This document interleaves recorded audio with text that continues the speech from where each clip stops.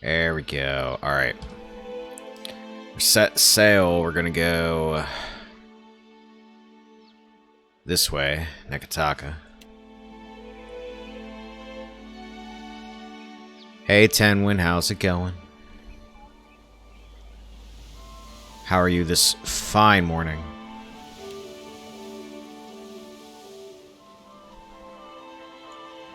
Uh-oh. Uh-oh, what's happening? The ring of a bell comes to you on a cold wind.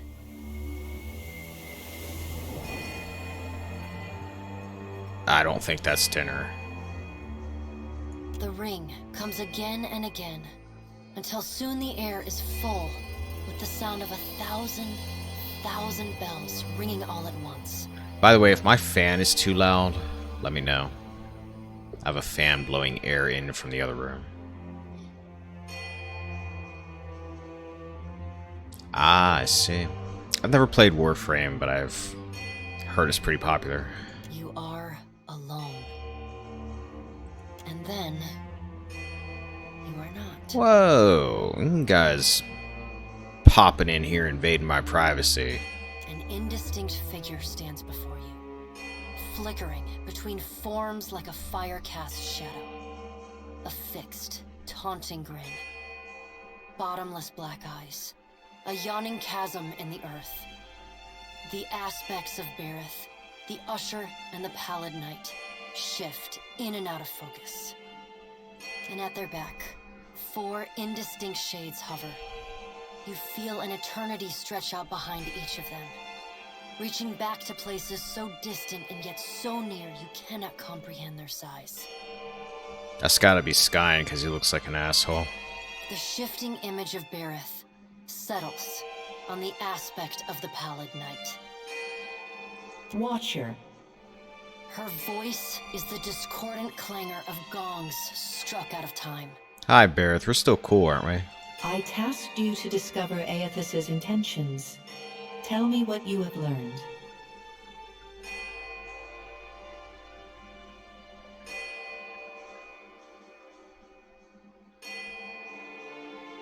He's draining souls from veins of luminous Adra. The Pallid Knight knits her brows. He does not seek to return to the beyond? Intriguing. Her sickly pale skin pulls tight across the bones of her face, as if the shell of this aspect does not quite fit the impossible creature it contains. The figure nearest Bareth dissolves and reforms in the image of a thin-lipped, ancient crone, whose face has felt the melting kiss of fire. The goddess Wodika strides forward. Does Aethys frighten you, Bareth? He should. Magran subdued Aethys's influence once before, and yet he returned. From out of Wodika's shadow shuffles a hunched, bald man you recognize as the god Scan. Called it. His skin is mapped with swollen lash scars, and breath whistles through the ragged hole in his face, where his nose once was. He does not speak, but stares up at Wodika, with naked loathing plain on his ruined face. Wodika steeples her long, knob-jointed fingers. We must annihilate Aethys now, before he makes a rash decision we cannot easily annul. She casts a sly look at the Pallid Knight from the corners of her eyes. We must annihilate Aethys now. A moon would do the job nicely.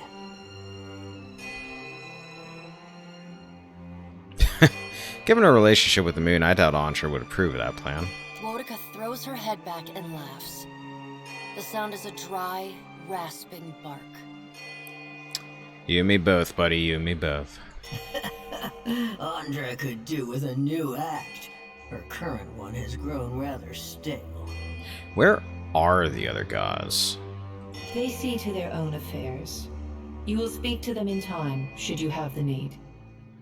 The figure beside the aspect of Bareth flows forward in a swirling cloud of ash.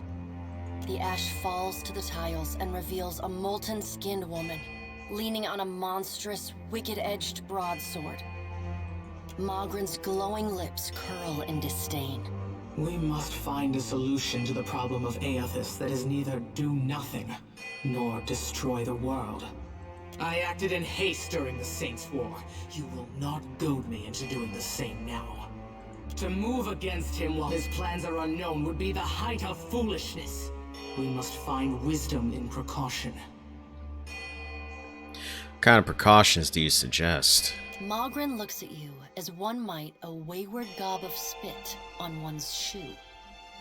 It is no business of yours what the gods decide. Yet somehow you're probably gonna need me.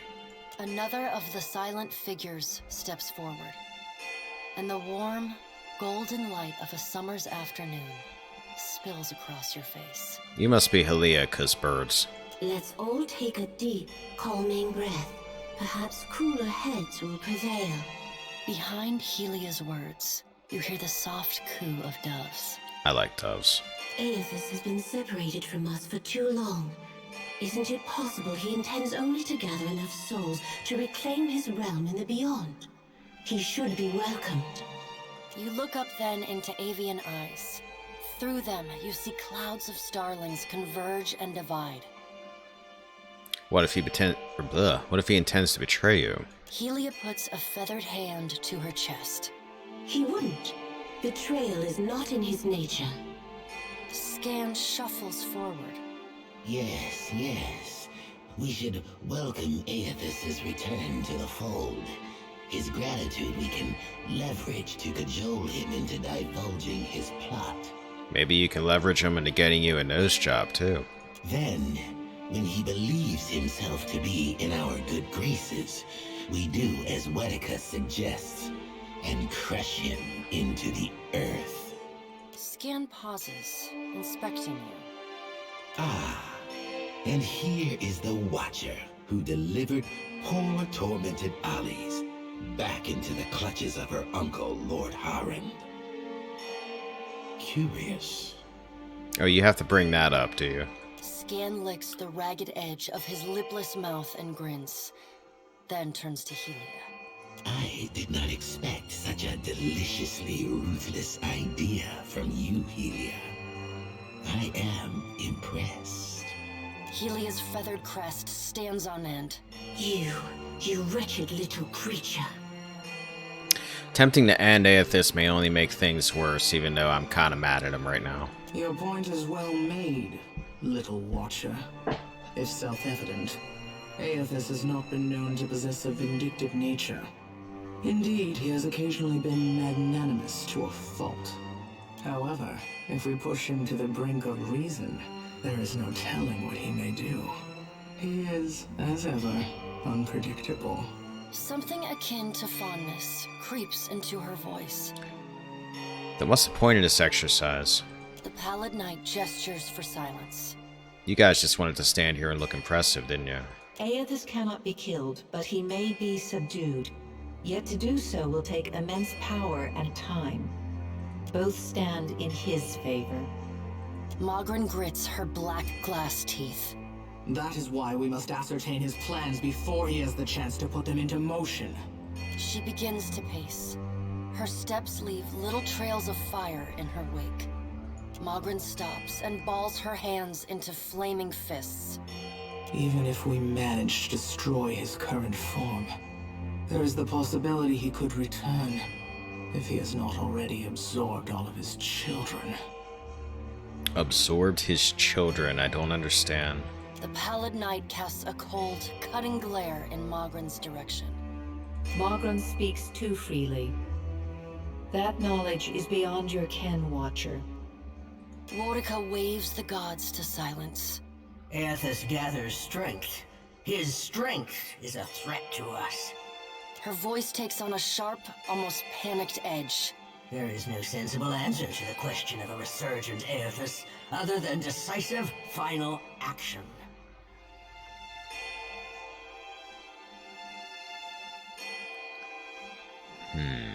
Something must be done. Your opinion is unasked for and unnecessary, but noted nonetheless.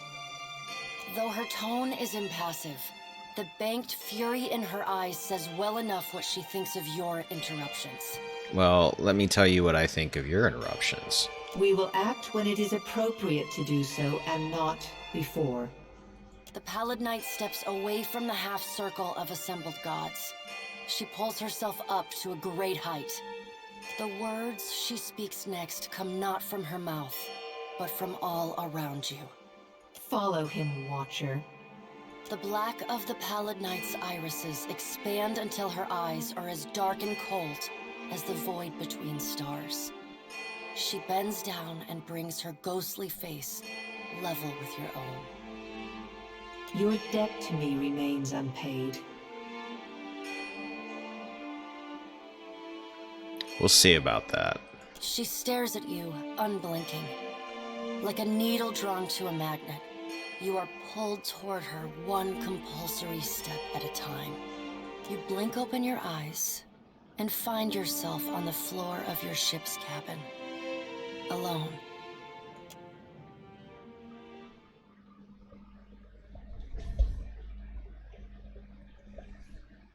Just because they're taller than me, they think they can push me around. Forget it.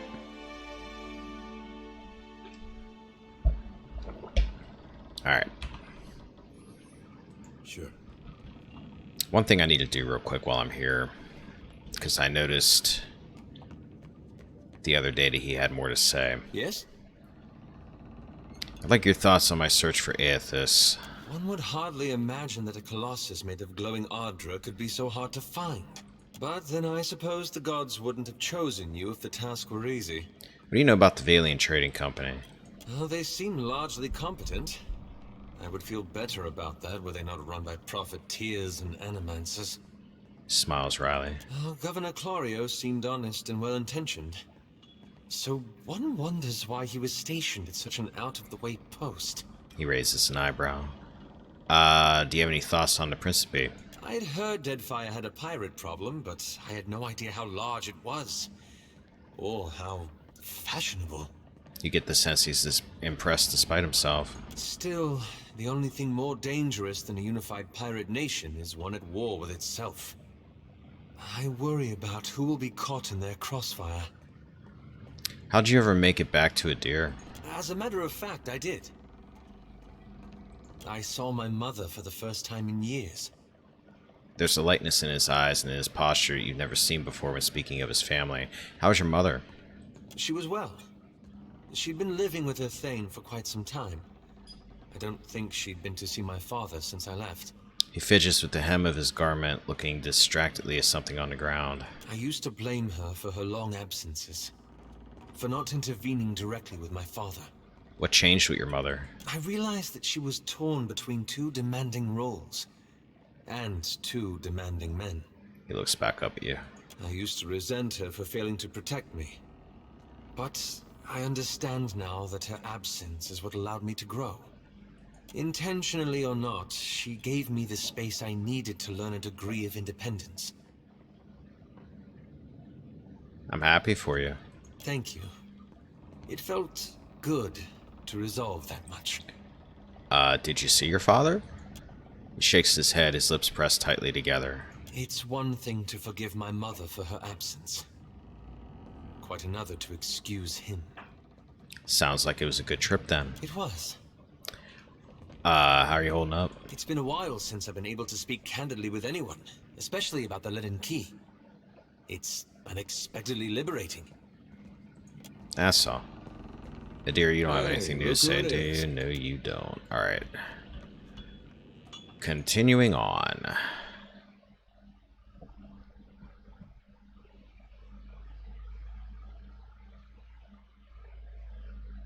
In a moment. I've received an important missive from Captain Ferrante. Read. Dear Watcher, I find myself in need of someone with your particular brand of talents. As our last business transaction went so grandly, I appreciate the opportunity to hire you again. If you are interested, please convene with me in Dunwich. To our fortunate proceedings, Captain Ferrante. Well, you're gonna wait a minute. Kara Tapu, I need to save it. Did I just save it? I don't know if I saved it or not. Oathbinder's Sanctum, Old Battleground. Let's take a peek. I'm gonna explore a little bit on my way there. I like going into this blindly and just seeing what's going on. After hours spent wandering through the desert, you stumble upon a lush oasis nestled against the base of a massive pyramid. You search for an entrance and finally spy one at the very top of a long staircase. Ascend it. It's a tough climb, but that doesn't stop you. Drenched in sweat, you finally enter the welcome shade of the room at the top of the pyramid.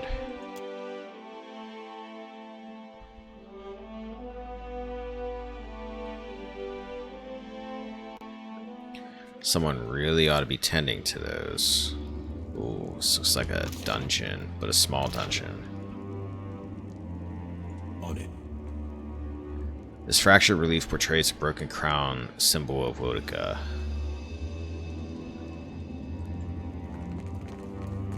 Yeah.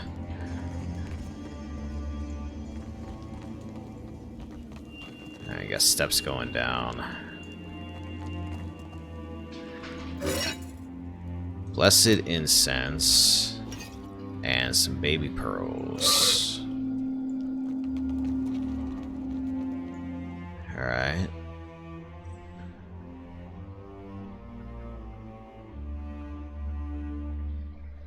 It's relatively large. Guessing it goes all the way down through the pyramid then. Ooh. You hear that? Whispers in the darkness. Whispers from the grave. Well, that's nice and They got a creepy. whole room where their skeletons can relax.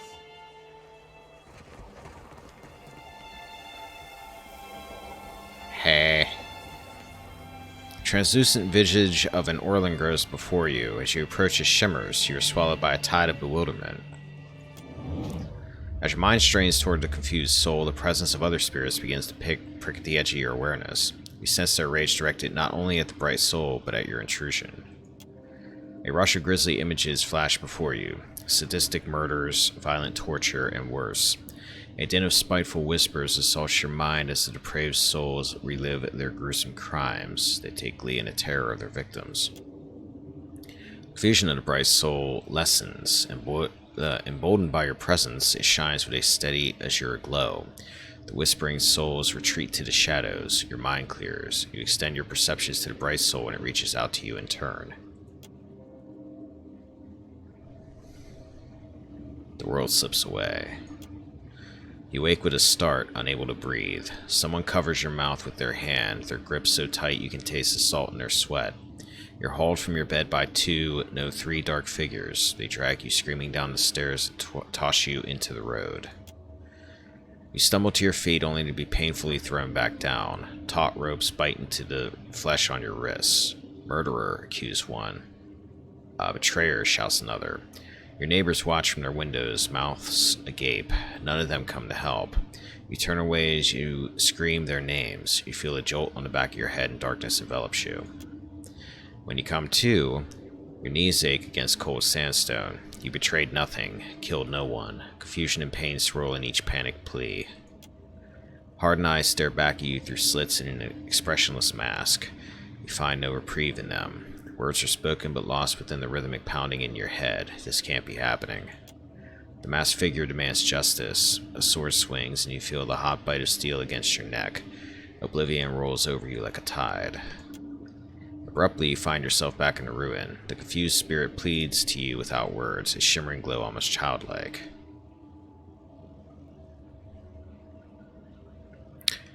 You were executed for a crime you didn't commit. It wasn't your fault.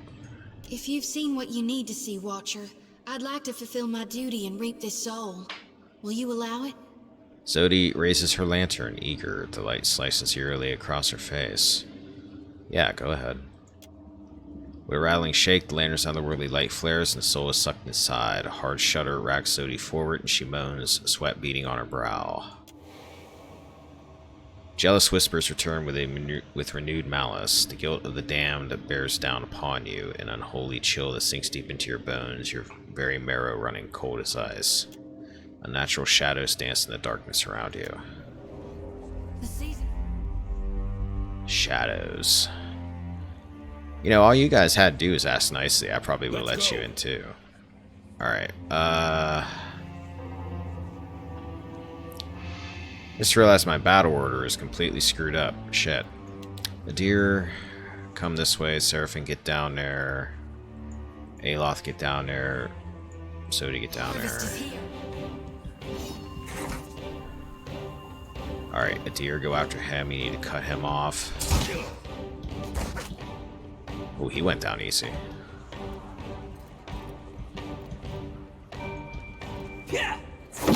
Oh, hey. That was a trick. It was a trick.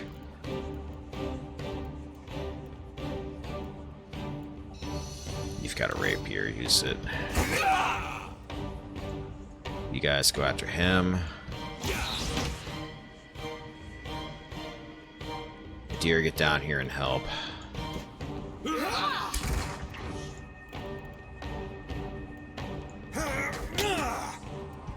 Nice. Aye. Ooh. These things must die twice or something.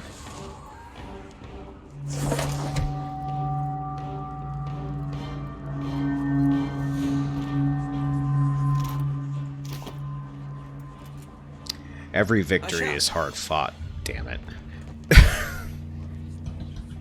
Yeah, it just went down pretty easy. Ahoy. Alright, Deer, you go up front. Make as good a target as any. And so do you get back there. That works. Ahoy.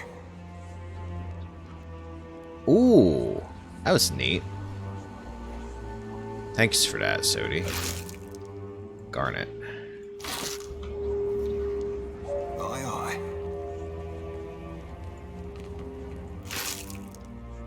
Potion of the Attuned Self.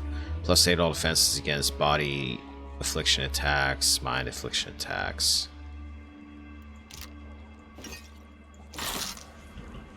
Let's get this one.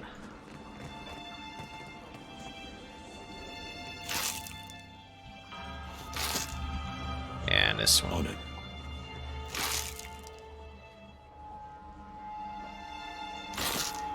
Ah, okay. That explains it then.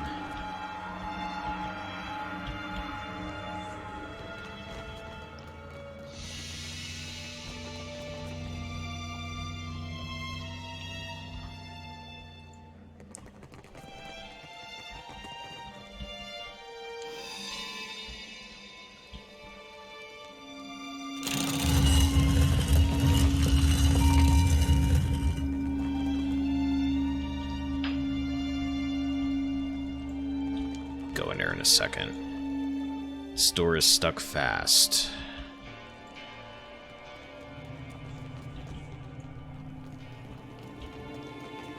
Alright, let's hit the door.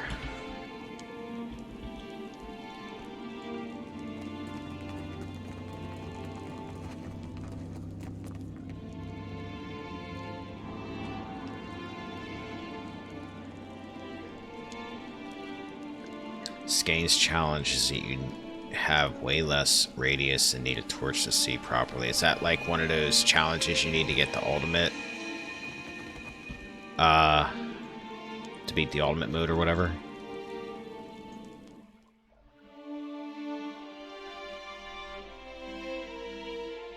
Ah, okay. God, that would be a pain in the ass.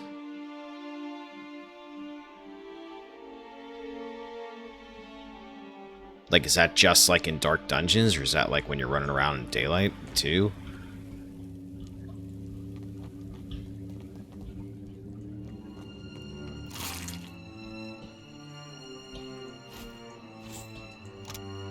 Bloody note. Dangerous creatures have made this sacred place their home. If it is Wadika's will that they remain, it is not our place to disturb them. Further, remember that we are not here as looters. Anyone caught thieving will meet the Strangler's justice. Let Codwina's death be an example to you all, Inquisitor Lodwin. Not 100% sure, not tried it myself.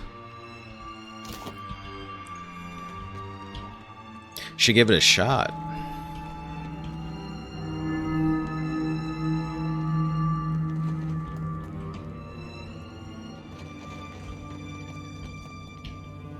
Okay, go this way.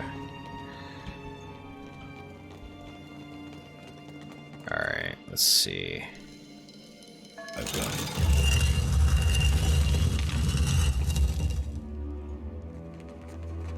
Scallywag. Cave beetles.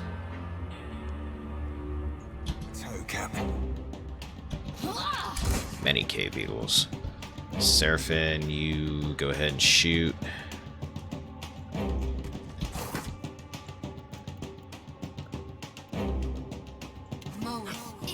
Oh shit, wait. I keep forgetting I have to be near people for that one. Yeah, don't get too close, you're gonna get swarmed. Beetle grubs, I'm guessing they're not that bad. Liquid, you can probably take them out with your carnage. Aloth. Grub burrow, that looks big.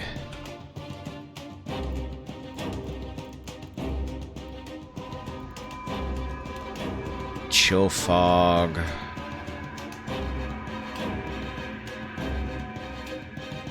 Right there. Seraphim. Soul shock on a deer.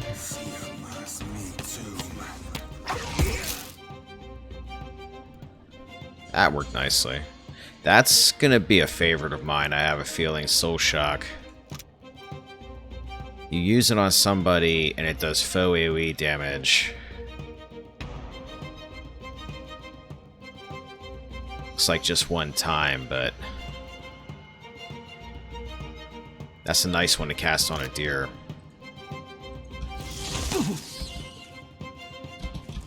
You three go after him. Take him down.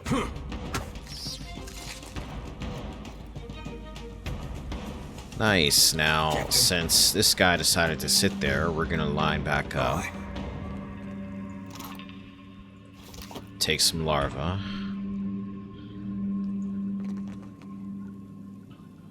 And then we're gonna go approach this one. Wait, oh, is that not an enemy? Flail. Ain't you got the decency to die? Oh, I guess that was like a nest where the grubs come out of.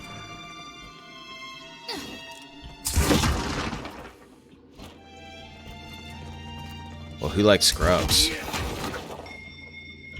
Not I.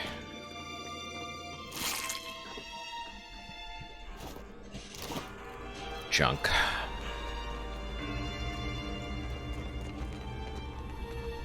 I've got it.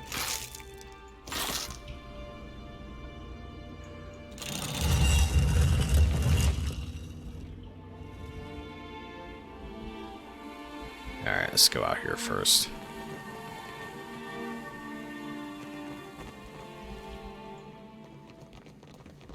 Keep your eye open. Will do.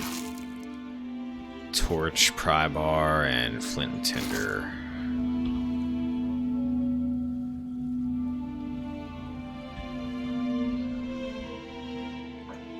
Pet on this floor? Okay, keep an eye out. Could always use more pets. I'm gonna be in a walking animal shelter by the time I'm done with this game.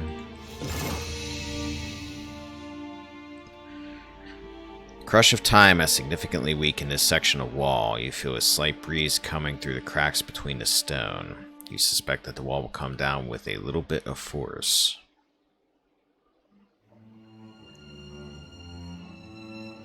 Try to break it down first.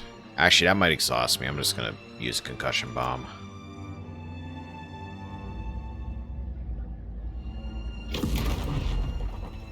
That worked nicely.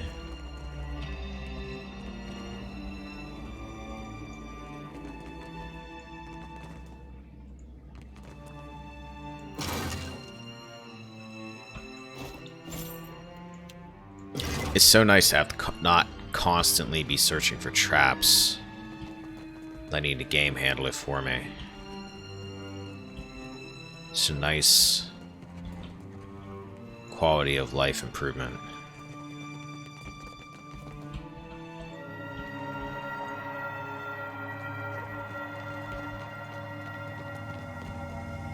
Let's see, I came from down there. Deserted cat, there's the pet.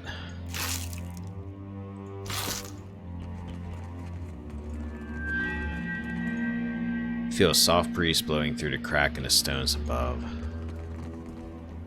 Here, kitty kitty, I don't know how in the hell you're alive down here, but... Will do.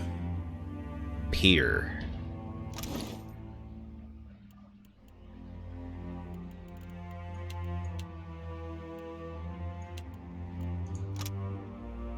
+5 damage from area of effect attacks. Bonus to area of effect. Deals more damage too.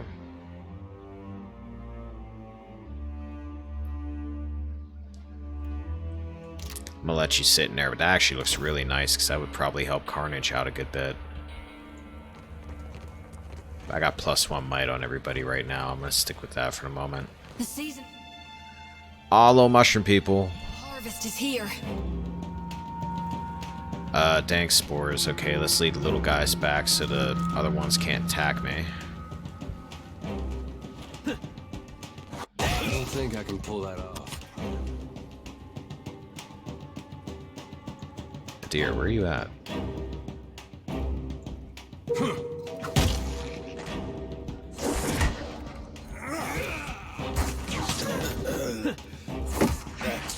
Doesn't feel right. Let's go.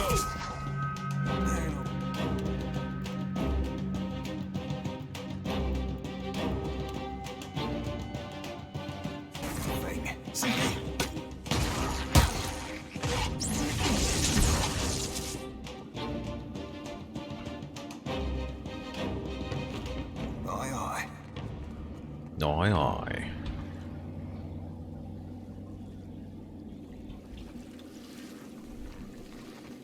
Hey.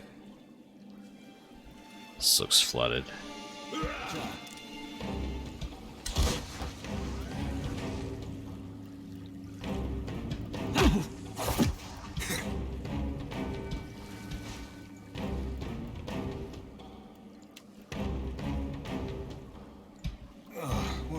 Oh, hell. That's it? How long are you going to be charmed for? Wait, I mean to attack you.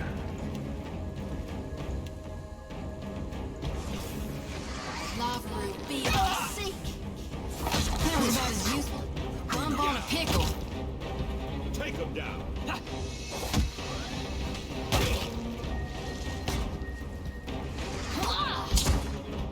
There we go. Alright, good. Everybody get him. Oh, hell.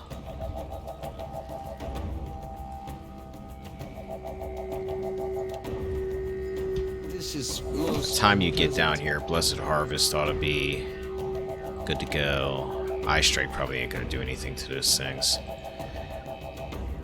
Let's use this again on a deer. Lava root, be on sink.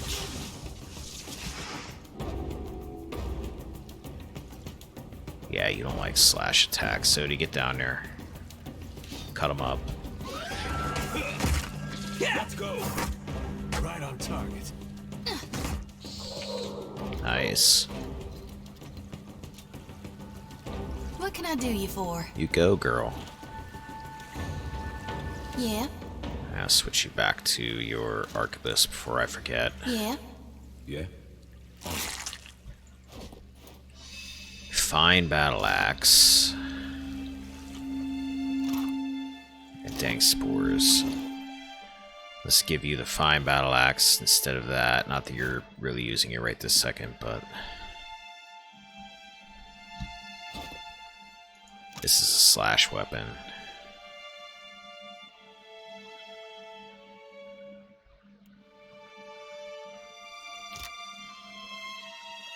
Should get your piercing weapon to go with your bludgeoning weapon or something. Right. Or just get you 2 bludgeoning weapons.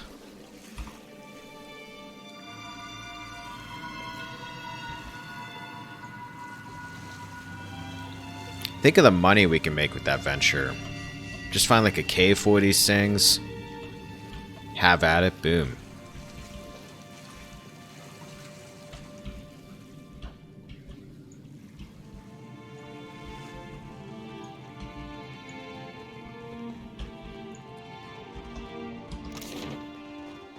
Flooded room, stairs down, stairs up, so we gotta get back here.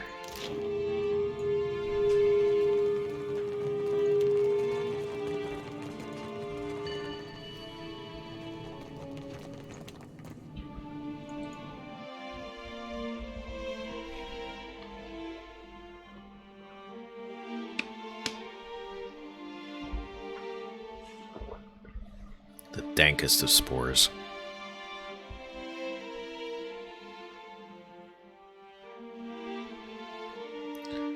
Do, do, do, do, do.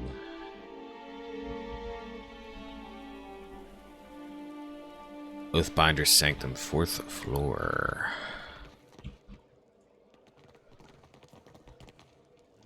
This is a large room.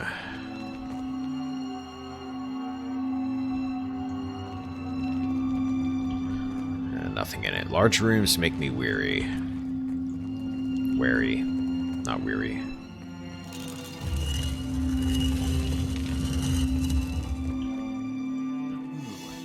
Up, stop, tripwire. Yourself a look at that, mate.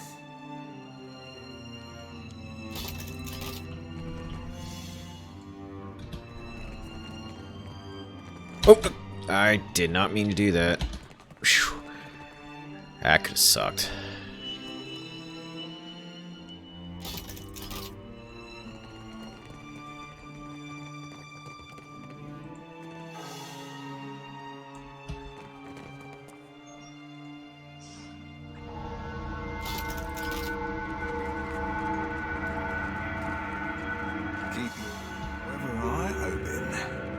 Very flooded, or trapped floor this is. Flooded with traps.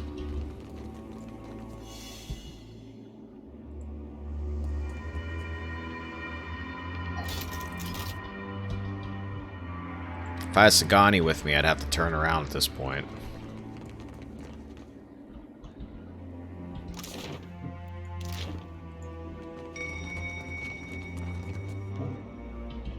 Don't let me forget. 10 Wings, she'll probably be in here in about 20 minutes. I gotta give Rigorous Pill. I'll probably remember, but just in case. I need to get... I wonder if I can make my bot pop a reminder up at 9 AM every day to give Rigorous Pill.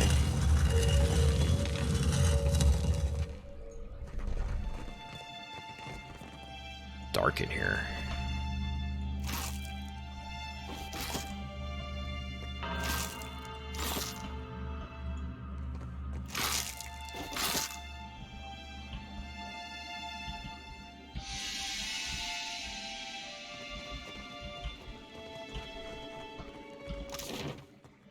Let's check down here real quick.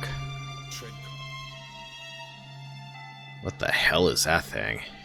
Pestilent rock ghast. Looks like a boomer from Left 4 Dead.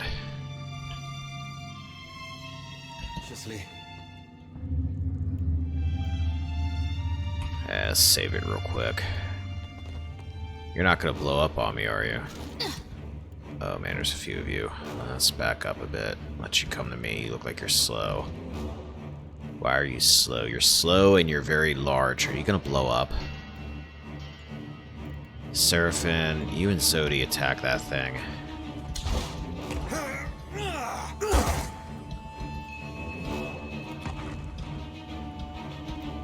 Yeah, you guys back up.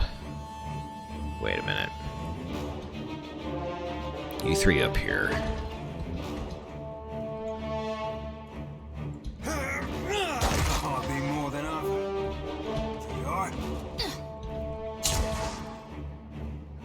This guy's got a lot of hit points.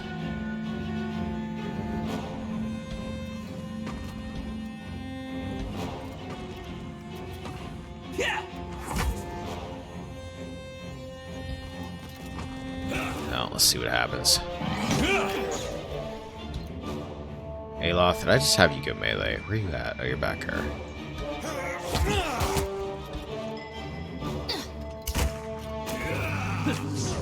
That's it. Worm puddle.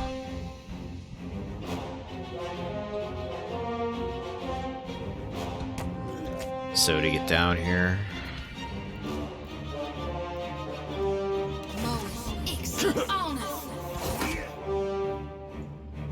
Indeed.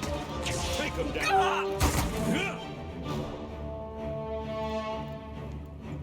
Guys probably don't like fire. Seraphim.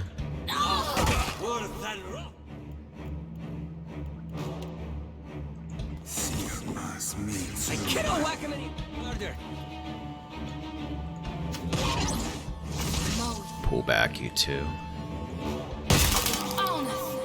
Somebody just got wrecked. Sodi, heal. Liquid. Go after him. Seraphim, what else you got going on?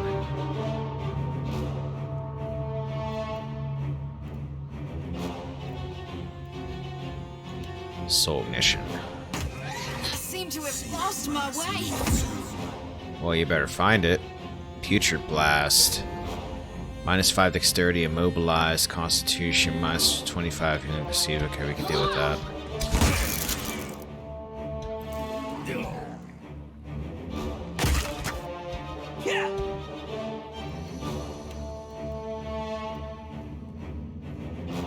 Aloth, come over here. Liquid second wind. Let's go. That's it.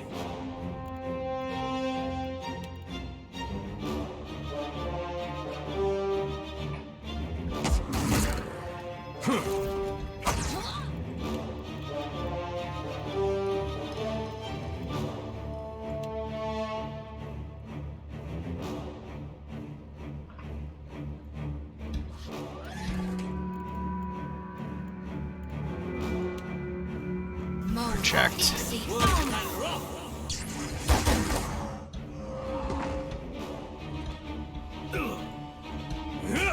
Take him down. Soul Ignition. Me too.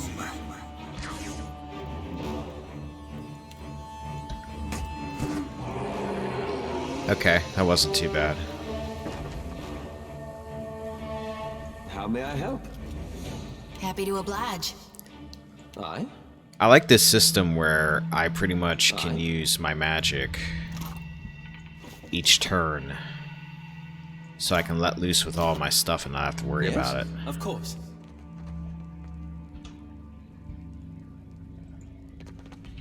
Alright, down here.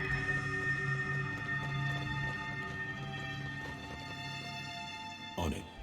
Guessing by the thick layer of dust on these stone slabs, they haven't been used recently. Does anything down here look like it's been used recently? Oil of Allure. Cape. Who doesn't have a cape? Everybody needs to have a cape.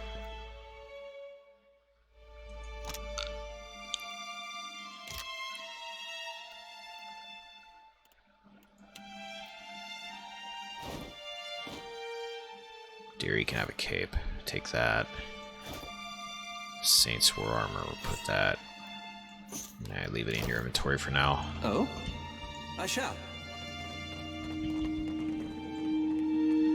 Water royals with the teeming of countless tiny maggots. Anybody want a drink? No? Smart.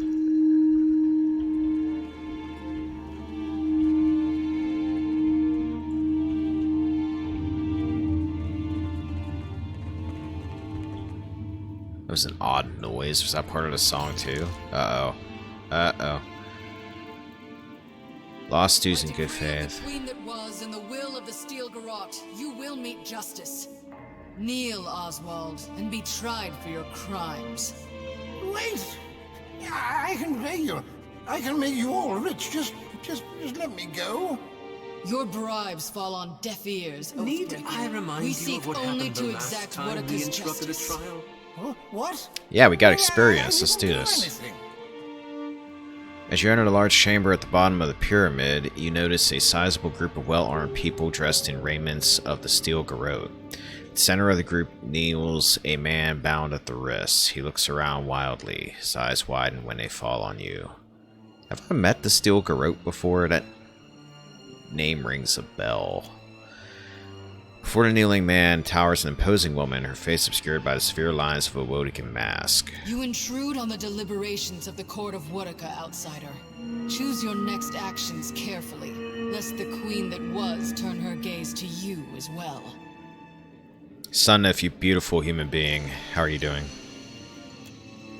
Man on the floor is an elderly elf clad in dirty clothes, his face contorted in the expression of a cornered animal. Oh, thank the gods, please!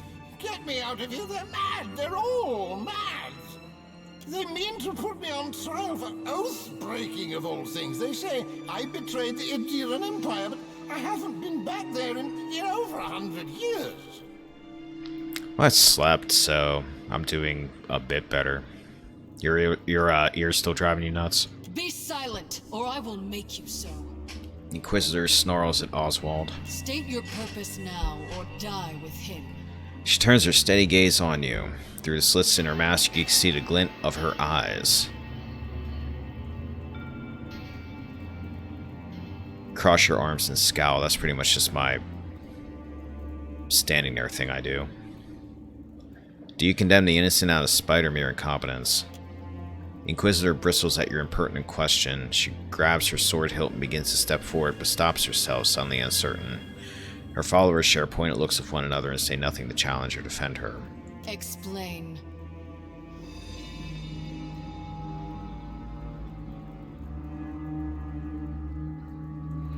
Oh, it's both ears. Oh, that sucks, dude. And you gotta wait so long for your appointment, too.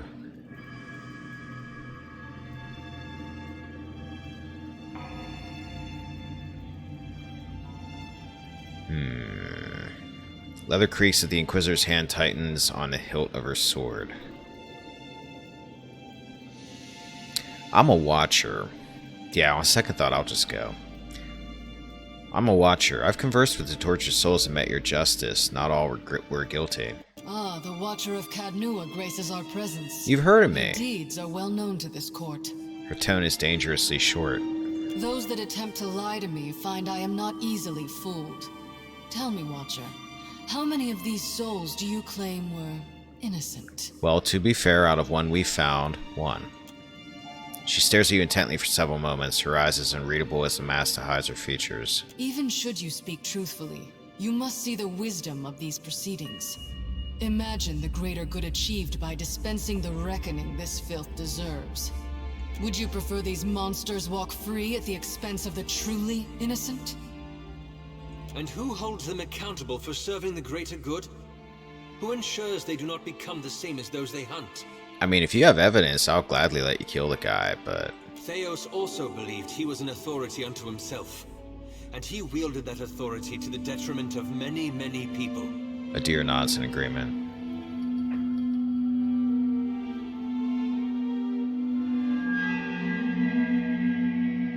What about this man? A death sentence for oath-breaking is extreme. Oathbreakers are the bane of the McQuinn, my queen. A benign enough crime on the surface, but an oath broken plants the seed of far greater atrocities. So you're gonna kill him for future crimes, then? Families are torn asunder with a broken vow. Cities fall to ruin upon promises abandoned. What war has not been birthed in treachery? Take this one. She points at Oswald.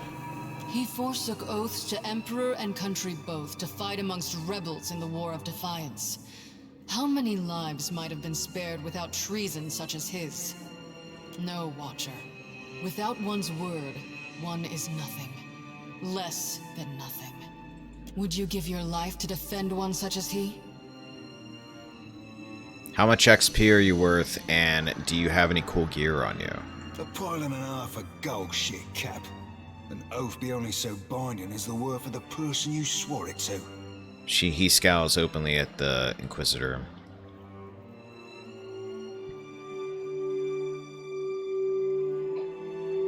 I see only vigilante justice. Any mistake in your judgment proves my point, and we've already proven that you've made a mistake before. You have no authority in the court of Woodica. Only the queen that was holds sway here. I pray your soul learns from your mistakes on its next turn about the wheel. Alright, there's quite a few of you here. Initiate an agent.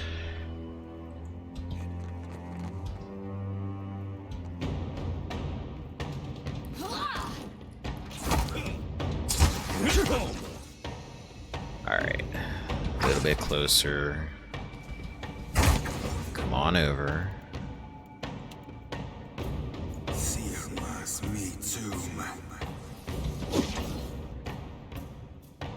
Sodi, you get up here. Real close. Holy power. Aloth, let's burn some people. Right there looks good. Sodi, get back. Ooh, a deer. I'm not used to you actually being in danger. Second wind.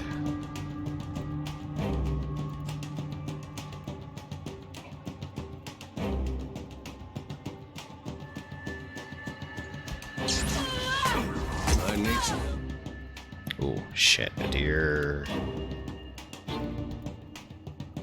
Second wind, buddy. Sodi, stop everything you're doing. Heal a deer. Seraphim. Blind these guys. Ooh, where are you coming from, buddy? Have a jolting touch.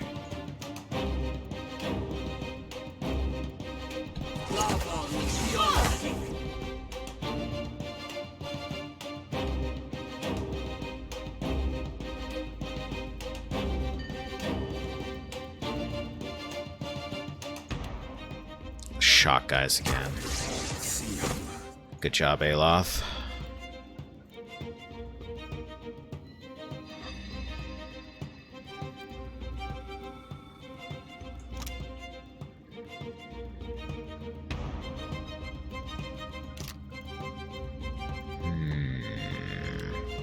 It's the Necrotic Lance Neophyte. Sodi, I think you're using Ionic Projection, or whatever that is. Oh, maybe you're not. Where's the deer? A deer's right there, so let's move you up here.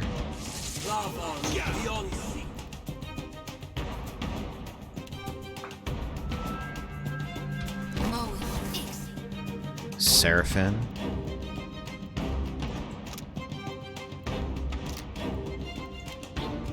Metal binding right there. Aloth, you're still doing your thing. Liquid. Let's use Breath of Flames.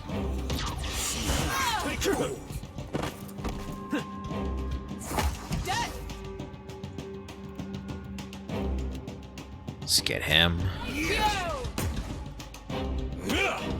Shit, Seraphim, look out. Ooh. Sodi. This knocks him down. Let's get him.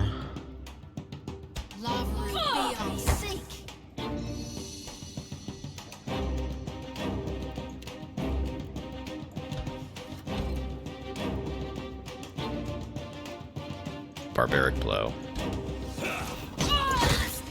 I'll be seeing you soon. Well done.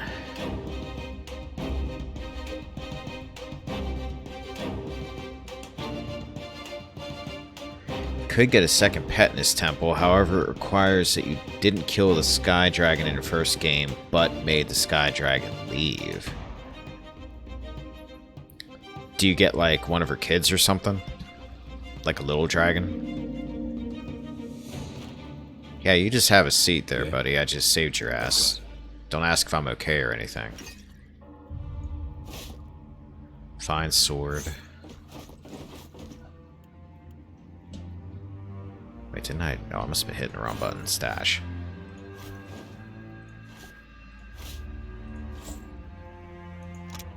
Cowl of the Piercing Gaze. +1 perception, +1 religion, +1 insight. Well, you're our religion expert, Zodi. I don't know if I have anybody using a sword right now. I don't think I do.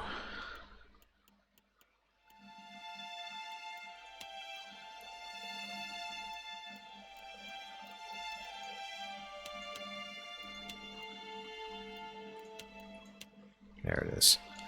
Zodi, give this to Aloth. You can use it as a secondary weapon.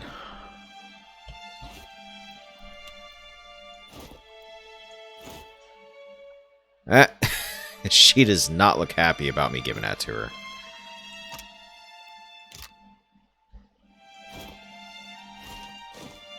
Think it suits me? Did I find the Zarup nest, by the way? I don't believe I did. I don't remember coming across a Zarup nest anywhere.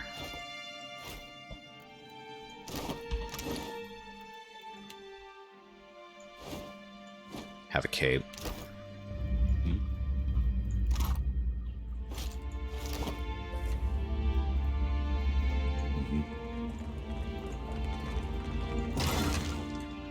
Scroll of Withdrawal. Many Faces of Bareth. Money. Alright, so what's your deal? I owe you a debt too large to repay, stranger. He wrings his hands and gives you a shaky smile. How did you ever find me all the way out here? Did Inalis send you? Enea who? A friend from the wild mare in Neketaka. You know, or maybe you don't. Well, never mind that. Deep red blush creeps across his wrinkled cheeks. Those steel garrote zealots have been after me for decades. Good riddance. Now you're safe, I should be off. Wait! Don't just leave me here. How am I supposed to get off this cursed island without a boat? Maybe I could join your crew? Oh, fine. Welcome aboard. Thank you, my friend. I owe you a debt twice over.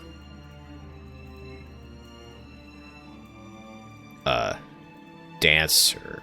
Not a dancer, but a dancer. Think I know what kind of dancer you're talking about. Gives you a toothy grin and stands a hand's breadth taller.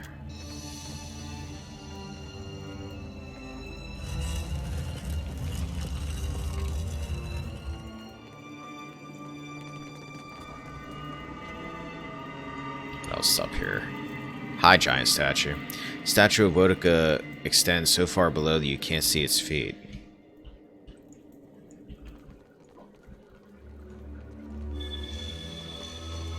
Save. Let's see what else is in here. Oh, that's the steps out. Yeah, there's like a whole area over here I didn't look at yet.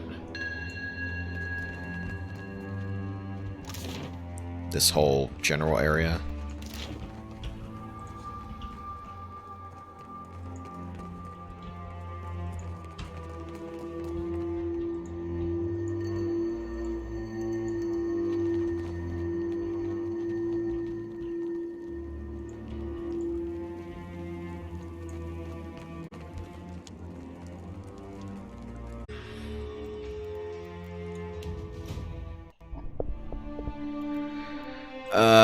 Athletics and let's give you some more intimidate.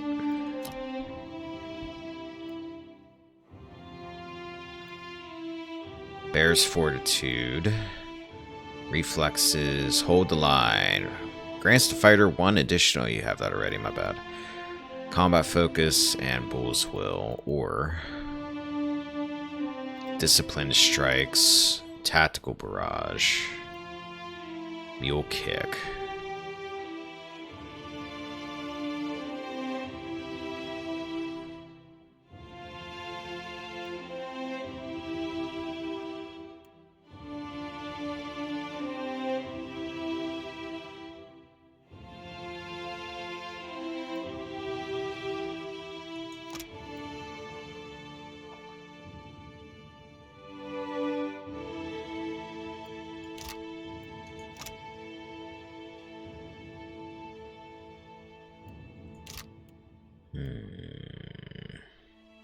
Give me Mule Kick.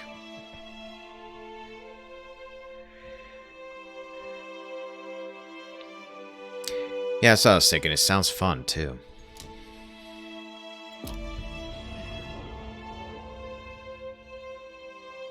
Alright. Liquid. Survival, and let's give you... Guess I'll give you more athletics, too. Let's see. Wild Sprint I'm not too into. Bull's Will... Bloody Slaughter. Attacks made against near-death enemies convert some hits to crits, and those crits do additional damage. Might be a nice way to finish off things that are weak, but strong. Bear's Fortitude. Already got Bloodlust. There wasn't anything up here I wanted, was there? Gains a damage bonus against all Wilder.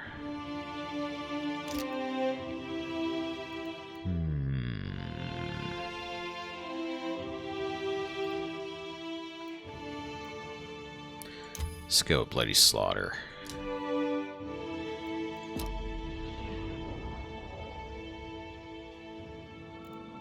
Seraphim. Another Bluff. Mechanics. Choose an ability.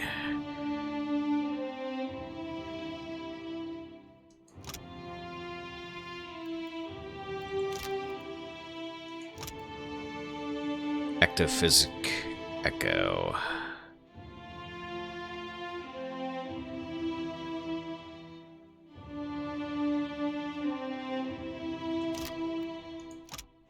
Fractured Volition. Foe target hobbled and weakened for 20 seconds.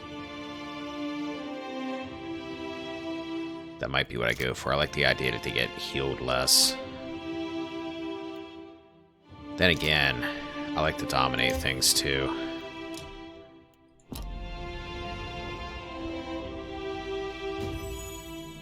Aloth. History, and I'll give you some explosives. Could be our explosives expert. Defenses.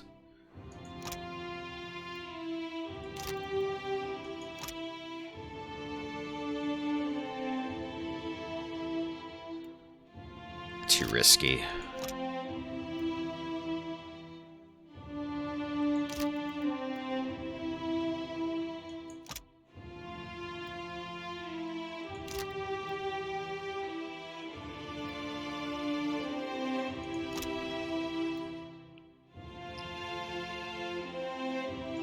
Noxious Burst might be what I go with.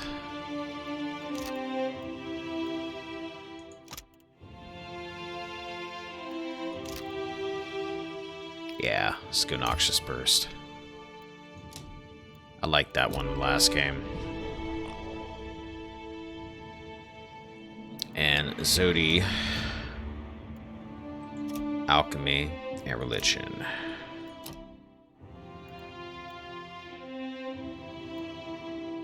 Warding Seal. Generates a magical seal that explodes and bursts magical electrical energy when an enemy comes into contact with it.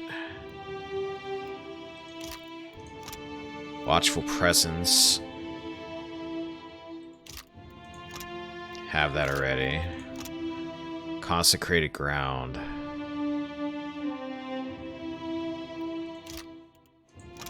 Divine Mark.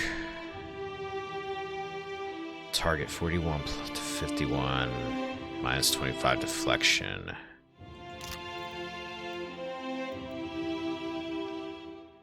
I'm gonna go with Consecrated Ground, I think.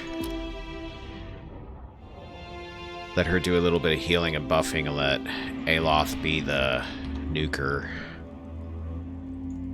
Alright, let's see what's up here. It's a big swimming pool.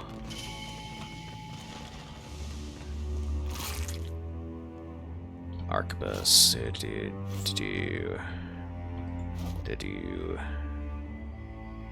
Stun Bomb.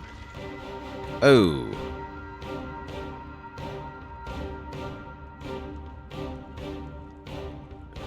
Did you guys have to come up and just surprise me like that?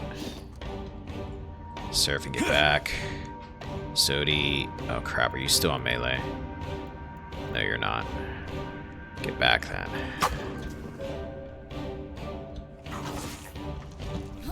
Liquid. Let's go. Aloth, now's a good time for a fireball. Seraphim, now's a good time to...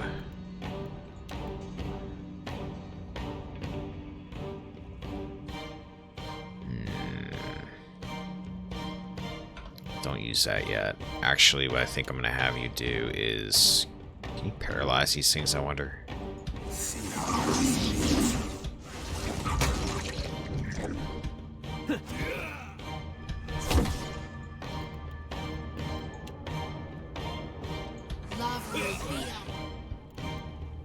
Alright, you keep attacking Aloth. Let's try to... Let's use this.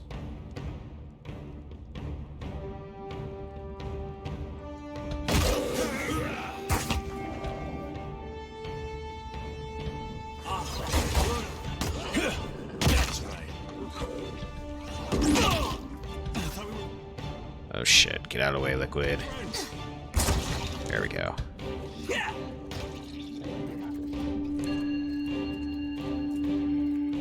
It's alright, dear. Aloth did not mean that.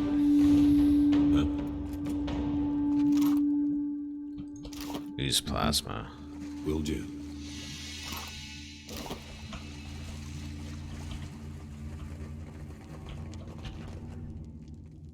Zarup chitters angrily at you. Here we go, Zarups. Hi. Come back, little guy. Enemies. Zarup.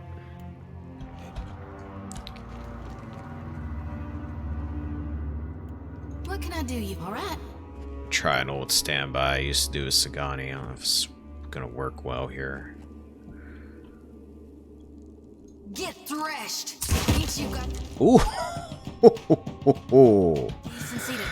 Oh, that looked painful. Get out of there, Zodi. What all we got? We got Zarup, Skirmisher, Zarup, Worms. Okay, I can handle these.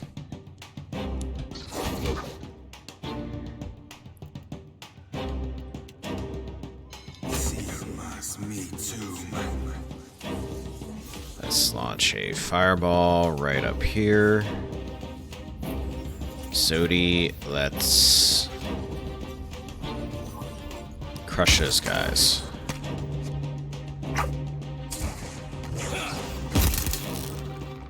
Oh crap, don't hit them with the fireball. Aloth, what are you doing? Are you using the fireball? Did you use the fireball?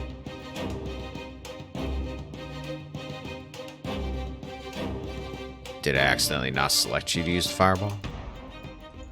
You did not use the fireball. That's okay. These guys are going down easy enough.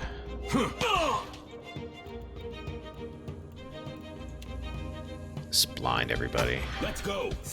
Zodi.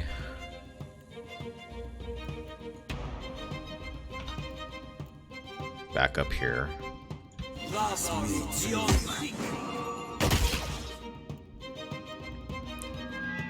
There's Liquid.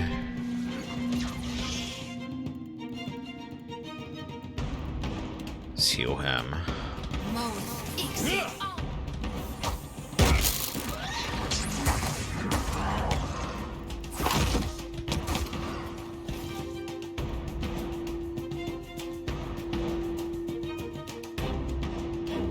Oh, there's a priest. There was a priest.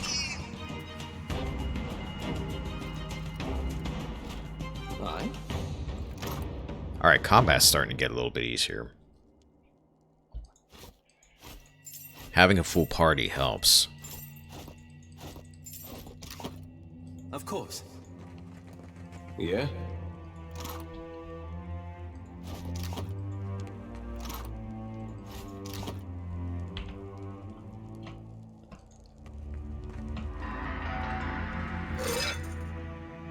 Thief's Putty.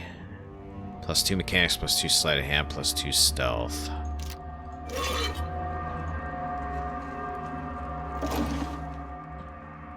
Palmstone and fish. Hatchet. Shell string.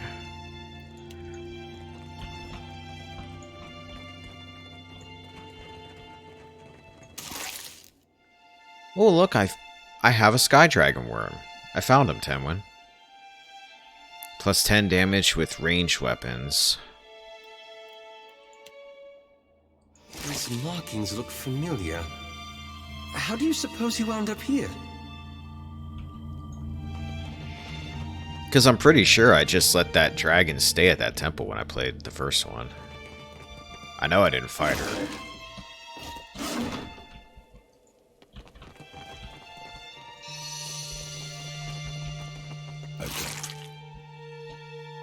Ordinary sword.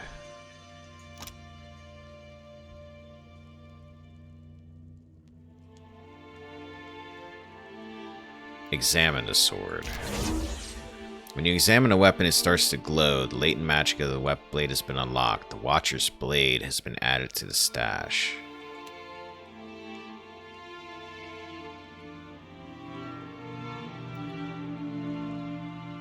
Huh. Alright, I'll check that out in a second. Medium shield. I don't know what you have for a shield, but you might switch to that. And fine mail armor. Liquid, that may be for you. Let's see what I got here. Large shield, one-handed, 12 deflection. +2. Shield engagement, +1 enemies engaged. Okay. I'll give you that. Put that away. Liquid.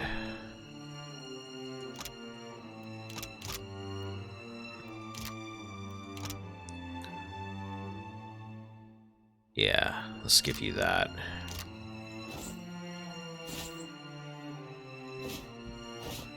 And in the stash, Watcher's Blade. One-handed, fine. Soul Severing, +10% damage dealt as raw.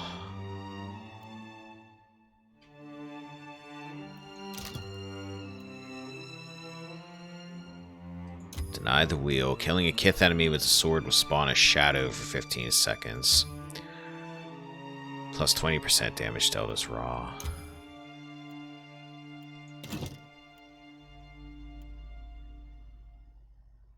What do you have equipped, dear? You have a weapon already. Pull that out and compare.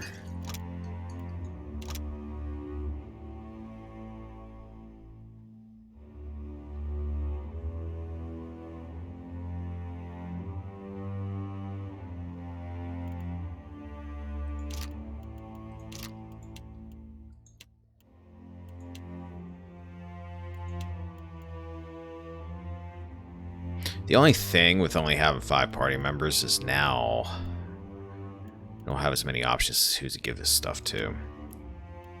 A deer already. Hold up.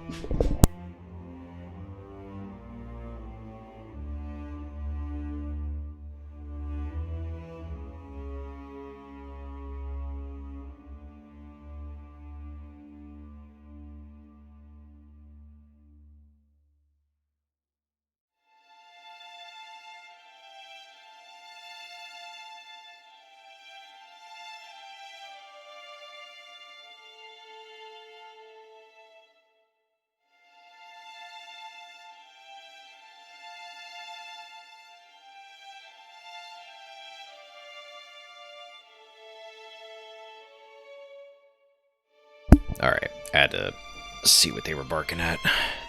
Yeah, that's what I was thinking, Tenwin. I think I'm going to hold on to that for the moment. Because I'm going to be trying to swap in. Actually, you know what I'll do? Aloth, you can have it for the moment. Because you've got a fine sword equipped. I'm going to be trying to swap in more and more characters as I go. Yeah? Kind of give us a variety here. Damn it.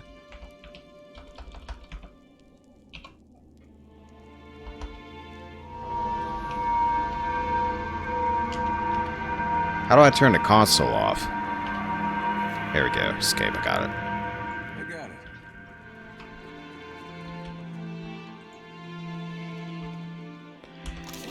Alright, so... Stairs up. Courtroom. Stairs up. What was these stairs? Let's go find out.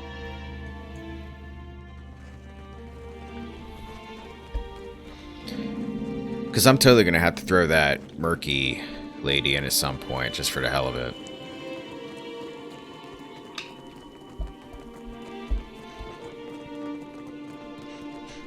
Even if she doesn't really have lines, I just want to use her.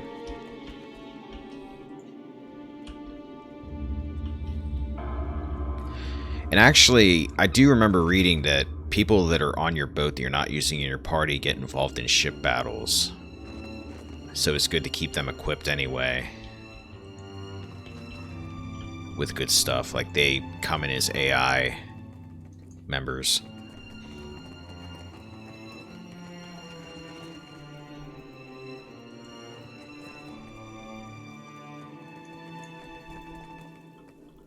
Save it.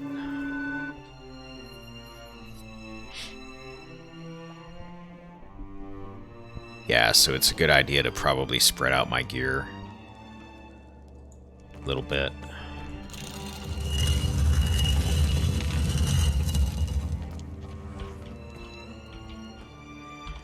Alright, I think we're done here, so seems like it. Run. Everybody in this game looks so comical when they're running at high speed.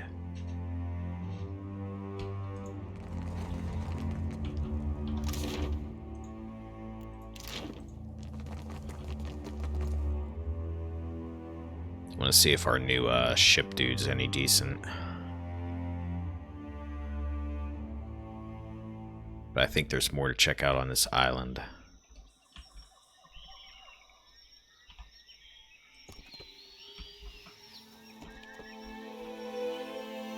An old battleground.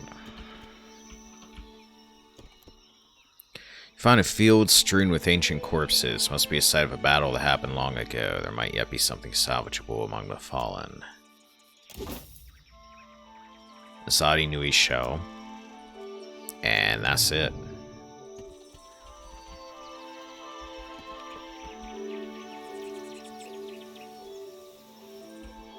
And nothing else over there, it looks like.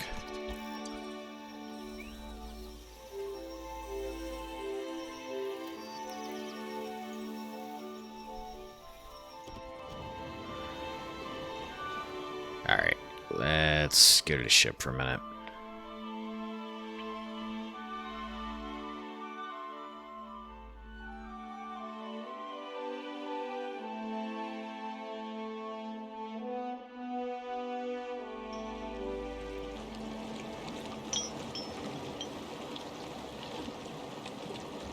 Damn me, the cops run dry. Damn. Alright, let's see. Known sailors: Oswald is a helmsman and navigator. Novice, sailor experience 10. You've got 2 traits, not 1 to pull everything into. So I think I'm just going to leave you sit there for now. Don't really need you to do anything.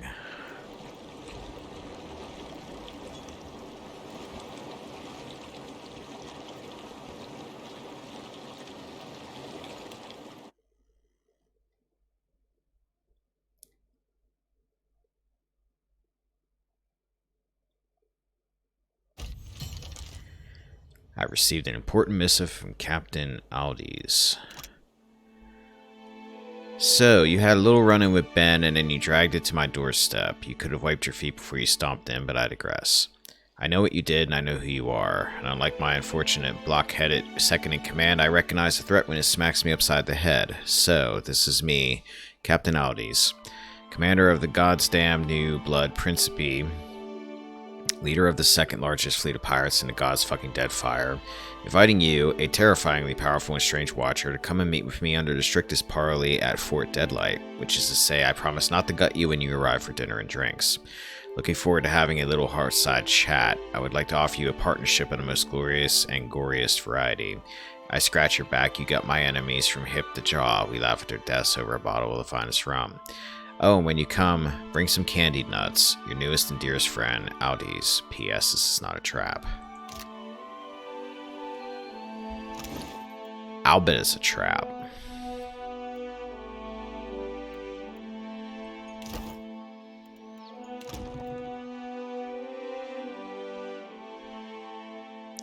But he's got enough food, right? Yeah, you're good on food.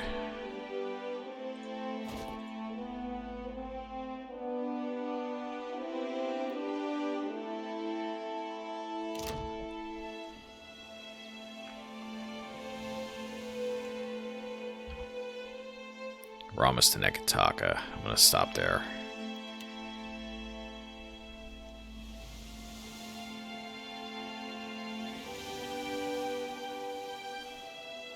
That looks like a bad place to go.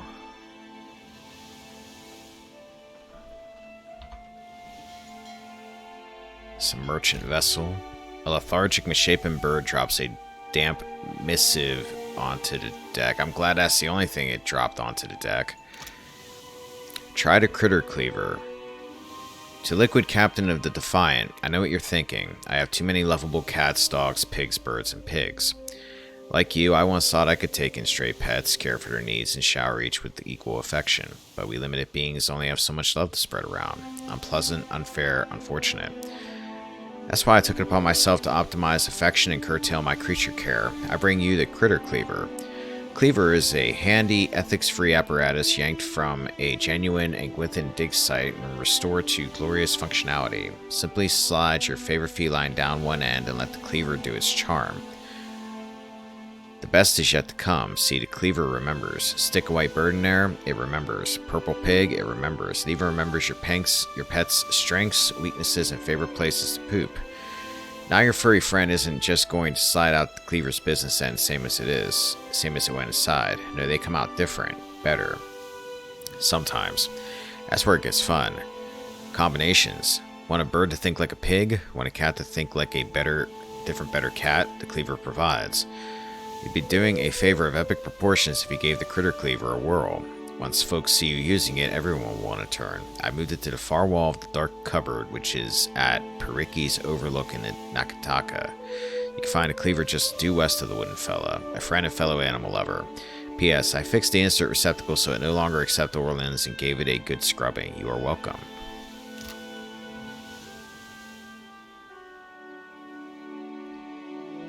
This is linked to an achievement you never get because you're not Satan. Is like using that gonna hurt the animal?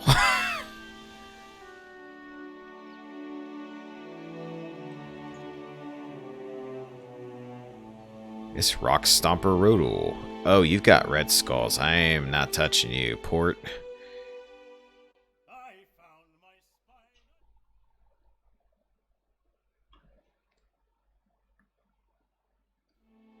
Yeah, that sounds like bad for the pet. I'm not gonna hurt my pets.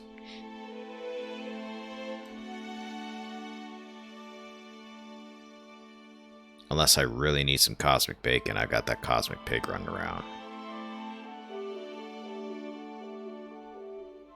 I'm just kidding.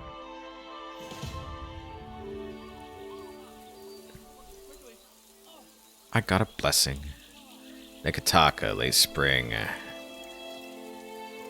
2828. Prima.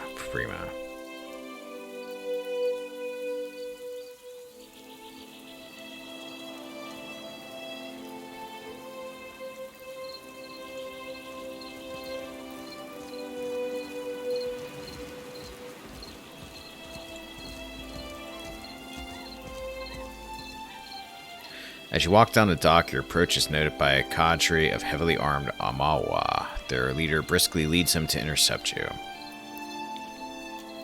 Harbor Master looks you up and down with pursed lips. She looks past you toward your ship. You're far from home, farmer. How did you make it all this way in your little boat? The Mawa cranes her thick neck to look along the hull of your ship. Her expression conveys equal proportions incredulity and pity. Why do we gotta be farmers just because we're from Deerwood? Are you a farmer? Yeah, but you can't just assume. We got rabble-rousers too. Yeah, like this dog. As her attention returns to you, the Amawa's mood becomes more formal. I'm the harbor master, Koha. I must ask your reason for docking in Nekataka. A ship that had 3 red skulls on it was coming my way, and I decided I wanted to get out of the way of it.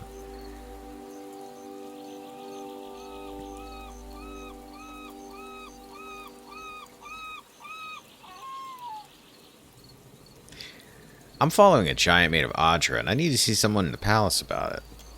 Harbor Master chuckles to herself, as do the women and men behind her. Yeah, you do need to see someone, truly. I think it's the animancers and the spire you're looking for. To help with your head. She taps her forehead 3 times and casts a glance back to her companions. I agree, this game is beautiful. Especially for someone like me who hasn't played like a ton of newer games over the last few years. The assembled guards roar with laughter and clap the harbor master on the back for a joke. Deep within you, you feel an uncomfortable roiling. You can't be certain if the sensation is physical or spiritual, but it immediately induces nausea and fills your ears with the sound of blood rushing through your head. Cutting through the din, you hear a familiar woman's voice speak. Each word comes slowly, falling with what sounds like the chiming of a small bell. Show them. I could get arrested for something like that. Show them what you are. Oh, okay, that's what you mean. I'm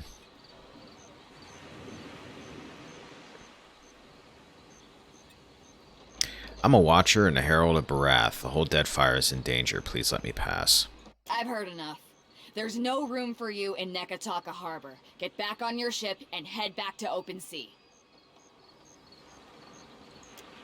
Harbor Master gestures towards your boat. The women and men behind her nod and murmur in agreement.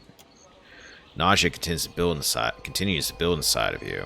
Blood pounding against your skull. Again the woman's voice. Again the chimes. I will help you.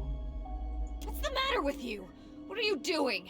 If you're trying to scare us with some cipher mischief, save the purple flames for the tribes of the Outer Islands. The roar in your head begins to abate. The ringing of the chime becomes clearer, rhythmic. 2 successive peals followed by a brief respite. You realize the chime is ringing in tandem with your heartbeat. You open your eyes. The harbor master is gesturing wildly, presumably to get your attention, yelling in your face, but you hear no words, only the ringing of the chime as your heart rate slows, and slows, and slows, and slows. Now. What? What is this?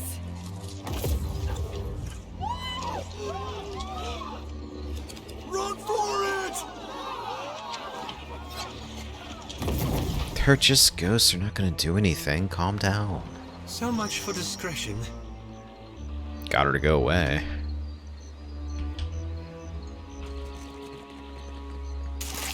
Now you guys won't mind if I peruse your fine fruits and vegetables and fish, I'm sure, and your cannon shot.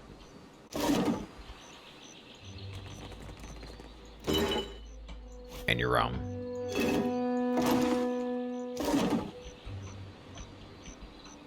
Definitely your rum.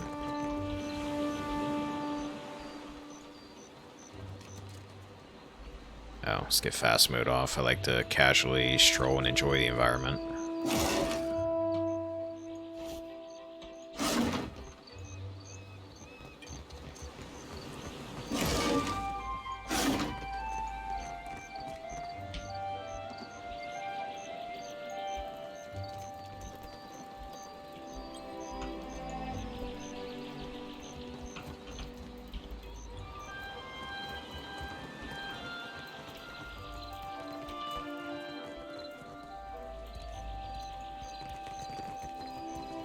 Need a fresh jacket or pants? Something more delicate? If you have a frame, I can fit cloth to it without fuss.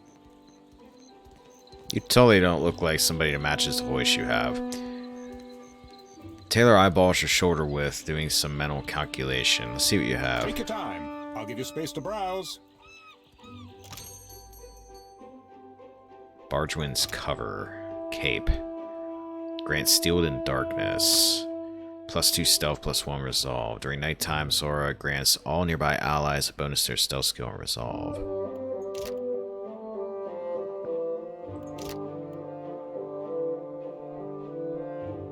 Still don't want to spend a ton of money yet. It is not as easy as it seems to turn a profit in Neketaka, but there is opportunity.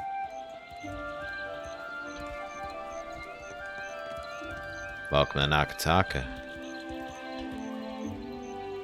Osa. Care for a fish or two, stranger?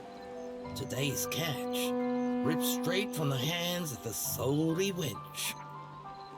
Let me see what you have. You'll find no fresher. Have a look. Bunch of fish.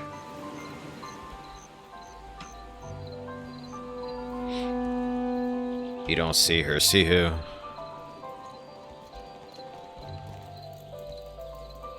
I looked at that, didn't I? Oh, there you are. No, I was looking in the other direction. Pelagina! Watcher. Tiverus. Is it really you?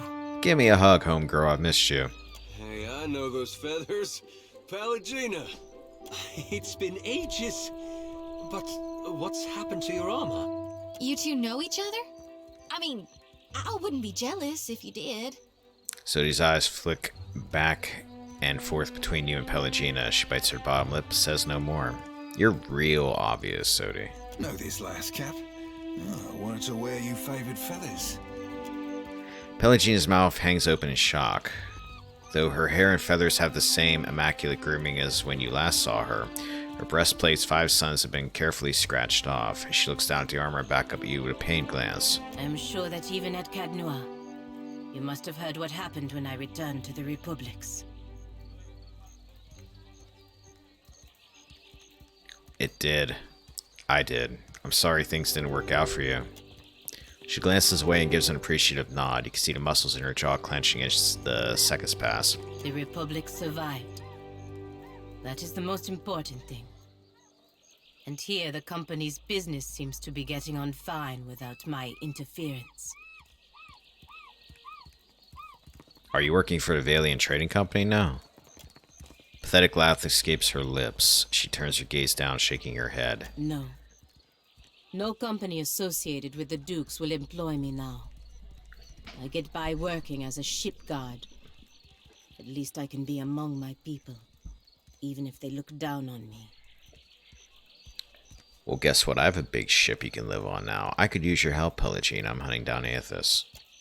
Her eyebrows arch, the membranes of her eyes sliding out and back as the weight of your words hits her. I suppose I should not be surprised, considering all we went through. But no, I will not be coming with you, Watcher. I would be lucky if I wound up dead. Well, then you should come with me. There's a good chance you will die.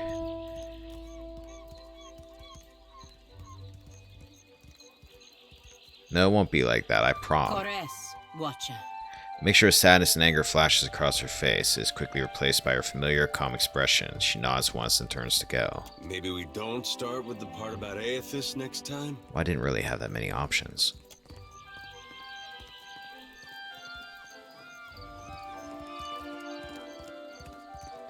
Well, hell. I'm assuming we can get her later.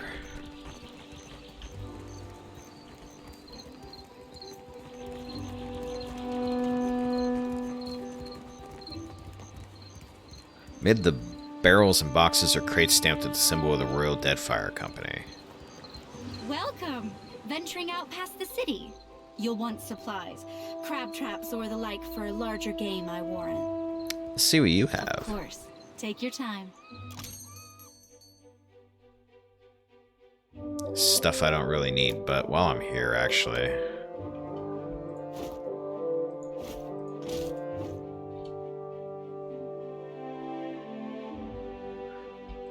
One thing I absolutely love about this game, probably my favorite quality of life upgrade from the previous game, it stacks all this stuff.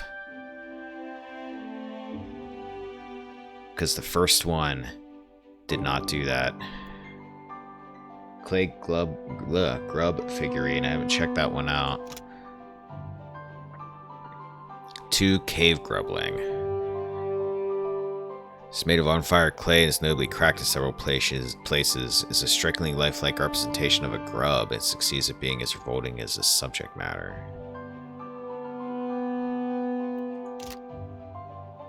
Fit nicely with all the larvae I'm apparently carrying around in my pocket.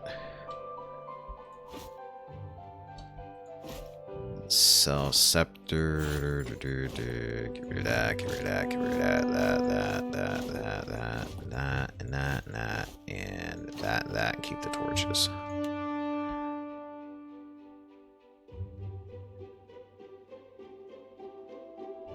I'm actually going to hold on to the armor for the moment.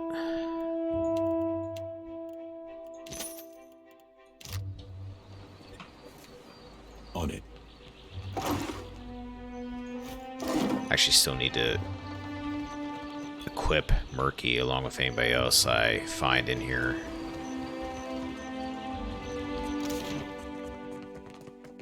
We'll head up through this north area. Try to do this whole exploring this part of town orderly. Samar. Dora, be with you in just a... Almost had it. Damn your eyes. Sunscarred Dwarf gingerly picks at a splinter in his thumb, muttering. Hazard of the work, really. He gives up with a frustrated grunt, shaking his hand. Came in on the sloop? I can hammer your ship together if you're apt to pay me for it. Samar bares his teeth and grinds them hard enough to sound over the noise of the dock.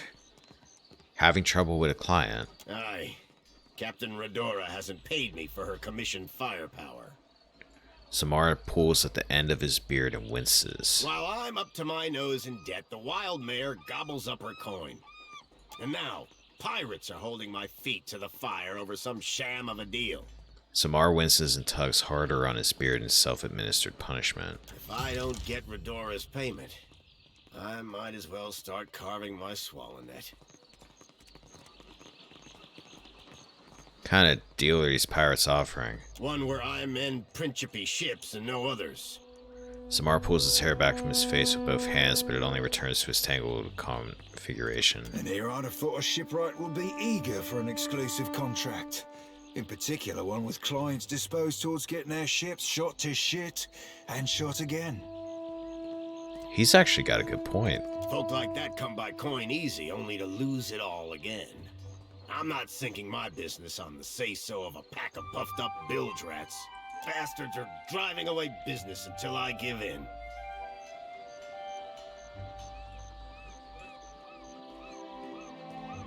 If someone bought Redora's commission, would that solve your money problems? Aye, but only once she fesses up that she doesn't have the coin. Sifting among his beard, Samar finds a black hair and plucks it out. Call me a fool for holding out hope. She's an old client and a friend. Why haven't you settled your differences already? Because I've got a backlog of work through the next turning of the wheel. And I'm old, damn it. These hips won't carry me to the mare and back without a fight. In other words, we need to go to the Wild Mare. Well, that's just fine and dandy. Well, we're gonna probably go there anyway. Mare's a right popular place. There are worse favors I could ask. If it gets me a discount on your labor, I could hunt down Redora. You do that? A fair price goes without saying, Cully. Samar untangles his hand from his beard to link his thumb and forefinger with a wink. It all comes down to blasted pans and pyres in the end, doesn't it? Samar spits toward the dock pilings and glances back at the work still to be done. Well, come take a look. What you got? Whoa. Hold the hell on. You can buy a whole nother ship?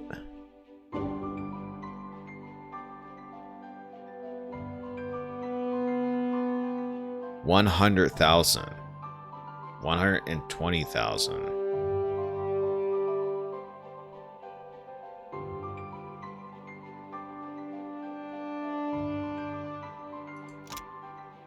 Upgrades the cabins of the captain to be more luxurious. Damn, I didn't know that. Man, I hope money's easy to come by later. To be clear, unless you go for a ship-to-ship combat, which is completely pointless. Ship type's more or less just aesthetic choice. Do I need to refill anything? No. Damn.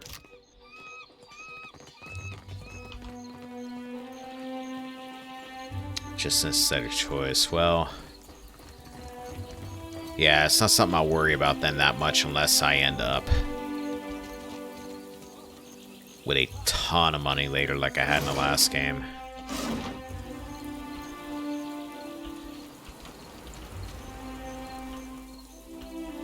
What's this? Oh, we got that dog over here. I did see that dog.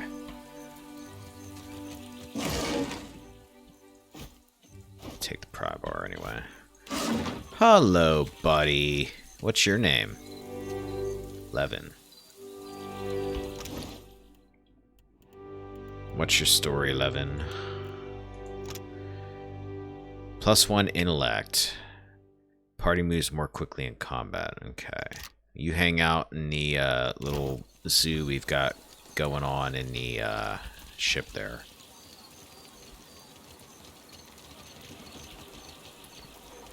Easily have like 300k to 400k. Nice.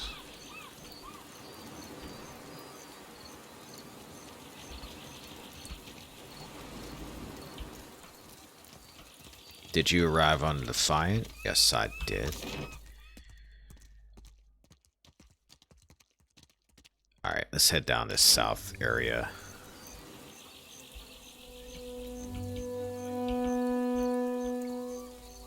Where is that? Oh, that's the south. Okay, never mind. I have to go around to get that way. We'll check out this southern area first, now hit the north after that. Ivor the Bright. Aethys, gone shepherds us all, traveler. Seek out his temple along the sacred stair, that thy path shall be made clear. Woe to those who labor in the shadow, for nothing is hidden from Aethys' divine sight. Woe to them. Must have sailed far to come here. Akima. Well met, stranger. Akira, but isn't this district a fine place? Turn to see what she's looking at. She doesn't settle on any point of particular interest. Everything from the high buildings to the cobblestones is the subject of fascination. She notices your attention and turns her eyes to the ground. I am not one meant to venture far from the gullet. Until recently, I had a respectable job at the Luminous Bathhouse.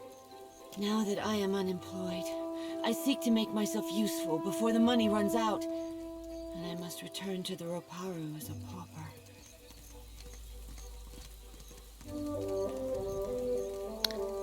Could you direct me to the Kahanga Palace? Akira, you want to follow the road north, up the mountain, always climbing. It is the highest point in the city. You worked at the Luminous Bathhouse? Is that like a really shiny place where you go take a bath? A wonderful place. Would that I could cross its threshold again and feel the mist of luminous waters. Do all the quests in the entire city you could do in the city, sell all the loot you found, and could just barely afford a junk at 120 copper.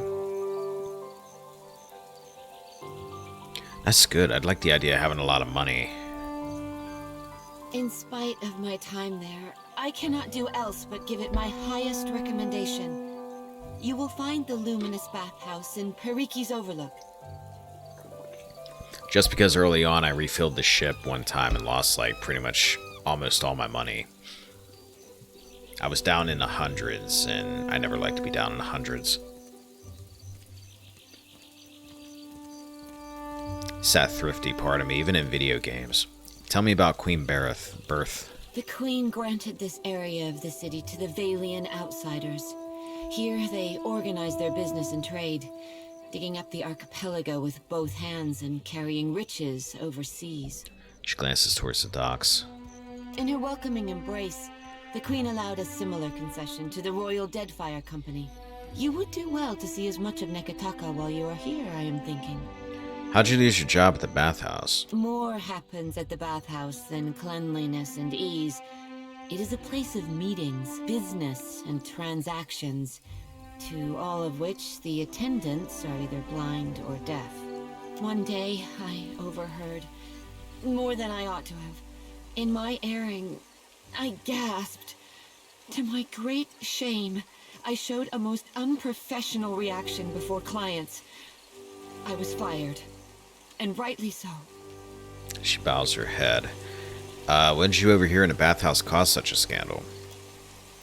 Kima shakes her head and lowers it in deepest shame. She's trembling, and it's clear that, in her estimate, she has suffered enough without debasing herself even further. Well, you could join my ship, but apparently you don't want to, so farewell.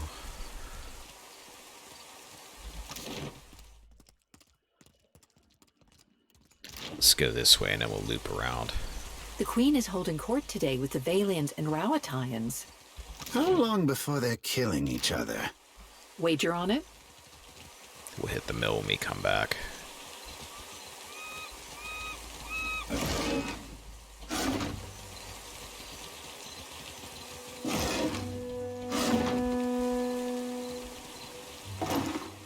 Grappling hook.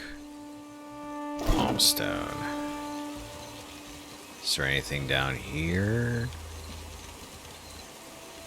Commoners.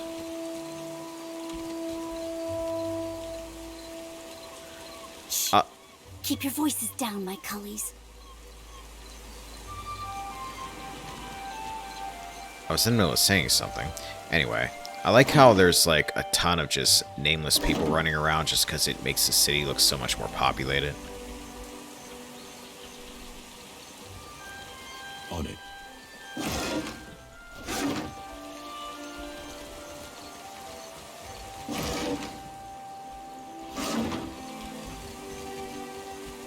The wild mare. I don't have a voice for shanties these days. Too much salt in the air. Not even my Vithrak darling. A tiny minute of falsetto per complaincanet.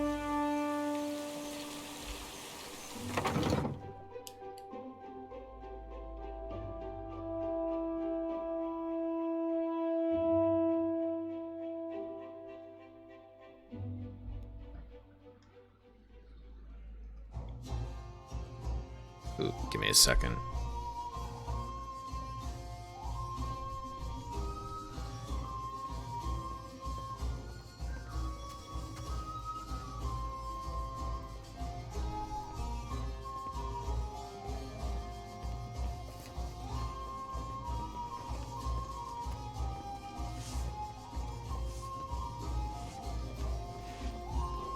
Alright. A bar. Do you enjoy coin, my friend? Can you lift a sword? Nope. Never in my life. Hail and welcome to the Wild Mare, friend. Welcome to the brothel. Joking. Partially. Wonder if it's as bad as the last brothel I was in. Jovial man at the bar grins and motions you closer. His arms are corded with thick muscle and cross-hatched with scars. Last brothel I was in, as in Pillars 1. Now, what can I do for you? Just clarify. Show me what you have for sale. You see anything you like? You let me know.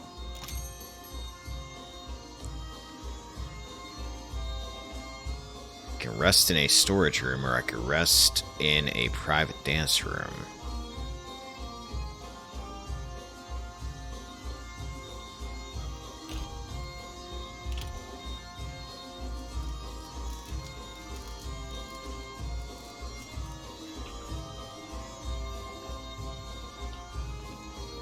I lift human beings and then I slam them into other human beings. My one solace from the tedious bureaucracy. Ado, my friend. I knew our paths would cross eventually. Oh man, I could tell from your portrait you look like a jackass. Avalian shouts over the din of the wild mare to get your attention, turning a great many heads to study you in exchange. He takes a hearty swig of his tankard. Do I know you? Not yet, but I know that we will be fast friends. Tell me, you are the one who sails that fine ship, Huck? Terrorize the docks with spirits, Huck? The heck is Ock? An affirmation of Avalian. Leaning in close, he sips from the tankard and loudly sucks moisture from his upper lip. Who's asking? I am Aboko, and I am positioned to offer... I have opportunities for... He clumsily unfolds a sheaf of parchment. The tankard slips in his grasp and spills ale down the front of his trousers. He gawks down on himself in horror. 1,000 times I practiced my speech. Man, never did it go this poorly. Just tell me what you want. I am supposed to be in the business of giving bounties, but I know no one who hunts them. He stamps his feet, kicking up a spray of spilled ale. No one will unfurl their sail for my humble payments. But I must start from the bottom and work my way to the top, Huck. Bounties you have available. You will take the job? You will take the job. Do you know how many bounties I did in the last game? Hell yeah, I'll take the job. He grips you by the shoulders and smiles, tears springing to the corners of his eyes. Agrasima. Something special for my first hunter, then. He drains the tankard and tucks it under his arm to retrieve his sheaf of notes. I will start you on Marian, the mad animancer. She tortures her victims with unspeakable treatments before casting what's left to Berath's will. My contact saw her leaving Port Maje and heading west of Maje Island. Before I go ask some questions. Agrasima, you have but to ask. You seem down on your luck. It is true that I have stumbled in my career path. Abok clears his throat. Now that I have such an accomplished hunter, I can stand in the long shadow of your success. He claps you on the shoulder. It's not all bad, but the momentum of meeting new clients over drinks and in such enchanting company, it drains the stamina, my friend. Yeah, I think you're right. He doesn't seem too bad.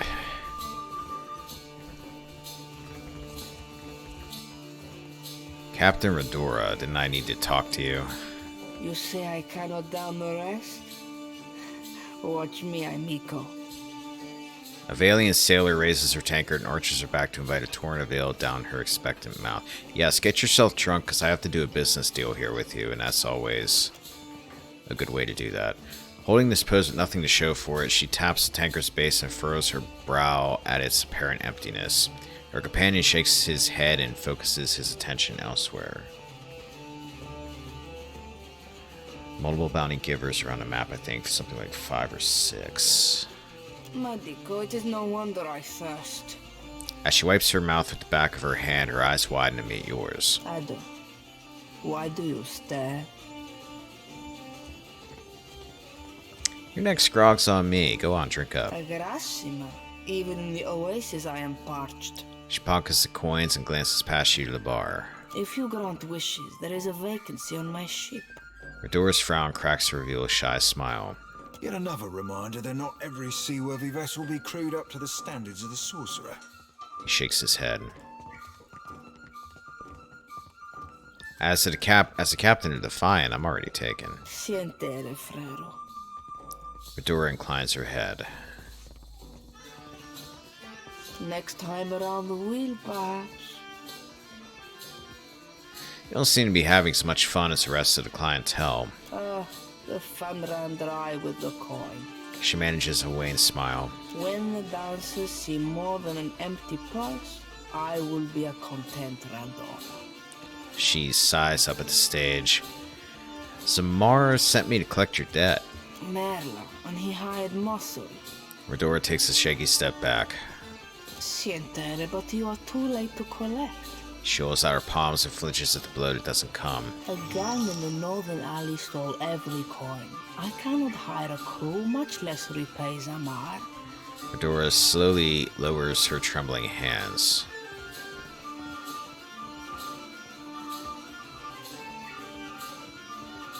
Why don't you tell me what happened? Wizard lights drew me like a moth to the alley north of the wild mare.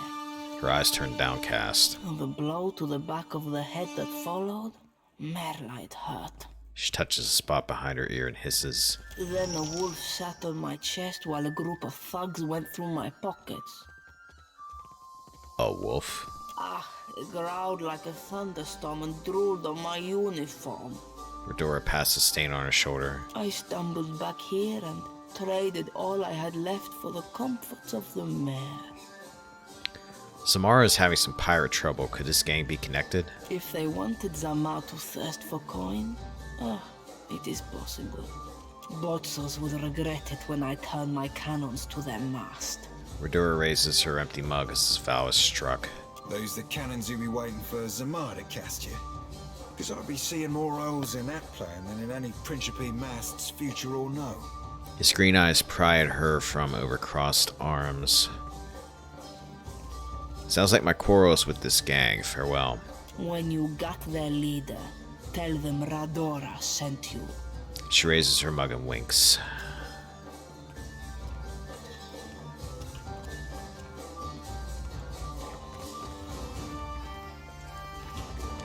Where in the blazes is that old man?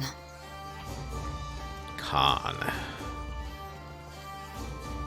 The young woman lingers near the stage with a mug of ale clutched tight in her hands. Though she shows no interest in her dancers, the bags beneath her eyes speak to many long nights spent drinking in a tavern. She looks lazily about the room until her gaze alights on you with interest. Have you seen an old elf hanging around here lately? Dresses funny, probably drunker than an eel in a barrel of mead.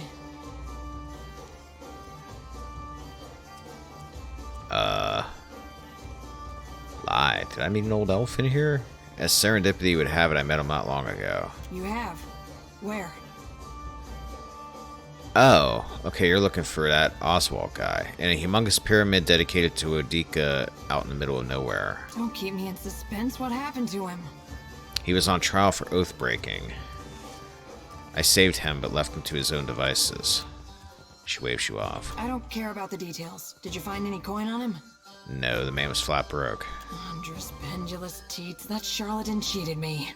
Pendulous Teats. She slams her fist down on a table. Thanks for the information. I can't say I like what I heard, but I'm glad to be done with this nonsense all the same. Kong gives you a curt nod and downs the remainder of her drink in one gulp. She hustles out the door without pausing to look back. So I'm guessing there was more to her if I had talked to her before I saved that guy.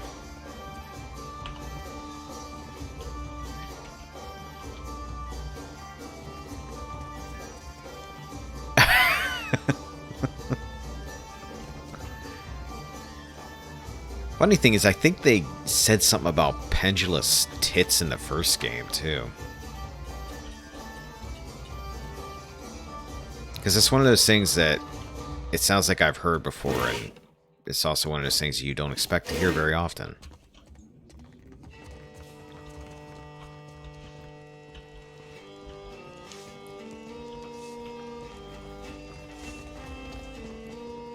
Oh?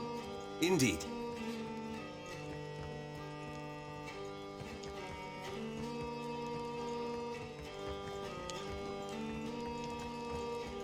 There you go, everybody. Aloth did a little bit of a dance there. How may I help?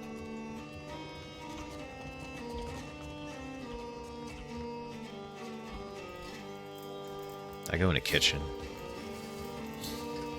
No, I ain't going in the kitchen. Good show, wasn't it?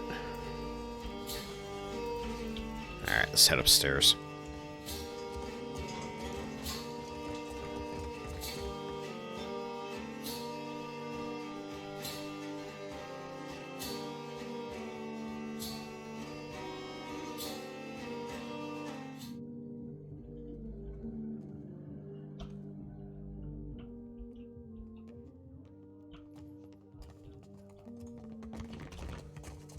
Mirror. See something you like? Dancer turns to greet you, a coy smile tugging at his lips. He's short for an elf, but no less graceful for his lacking of height. His long face and dark eyes lend him a solemn air, but any hint of gloom is chased away by a wash of color in his cheeks. Aloth, this is the last place I expected to see you. Have your interests changed so much since our time at Bragon Hill? A grin lights up Ymir's face. He fidgets with his hair self-consciously, smoothing it down where it's been mussed. No, I still enjoy tile puzzles and deflecting personal questions. Anyway, what are you doing here? Uh-oh. He looks away as though he's trying to ignore Ymir's eager gaze. I could ask the same of you. He laughs slightly, a hand over his mouth. I make my own hours, meet fascinating people, and the coin's nothing to sneer at. Better than stuffy old books and unflattering robes. He casts a critical eye over Alof's outfit. He opens his mouth to speak, but decides better of it. Introduce me to your handsome friend, Alof. This is Ymir, an old friend from my academy days. A pleasure to meet you. It's good to see you again, Alof. Anyway, I should get back to it. Be well. He smiles warmly at Alof, blush coloring the tips of his ears. It was lovely seeing you. He catches himself looking panicked. Perhaps lovely is too strong a word. I meant pleasant. Perfectly agreeable. He looks at you, chagrined. I can see where I may have confused the poor fellow in our academy days. 'Twas a right fierce labour getting the lad to finger any flesh that weren't covering his spelly books. His Ymir growls. Did you enjoy the show? There's more to see, if you're interested. Al, tell me about yourself. Not interested, I but... suppose. He looks at you with a newly critical eye. I was raised in the Adir Empire. When I was young, I studied to be an arcane knight. After an incident at my school, I left the continent and wandered until I found myself in Nikotaka. As you can see, I stayed. Kind of innocent. A handful of my fellow students got up to a bit of mischief that ended with several people dead. Ooh, that's mischief, alright. His gaze lingers on the floor, cushions, and tables anywhere but your face. After a moment, he shrugs, offering no further explanation. Let me ask you about something else. Did you enjoy the show? There's more to see. Tell me about yourself. What was the other option? I was raised in the Adir Empire. When I was young, I How'd you studied become to a be an courtesan? arcane knight, same as any of the courtesans here, I imagine. He brushes his hair back from his face with a sigh. His long-suffering smile says he's answered this question many times before. I showed an aptitude. I trained with a master, and when I was ready, I began accepting clients of my own. Has to be more to your story than that. There is more to every story. He cants his head to the side, inspecting you with narrowed eyes. But the rest of it belongs to me, and I don't care to share it. It's all good. Never mind. Till later, then. Just making sure you didn't have a quest or something. Best tavern in the city.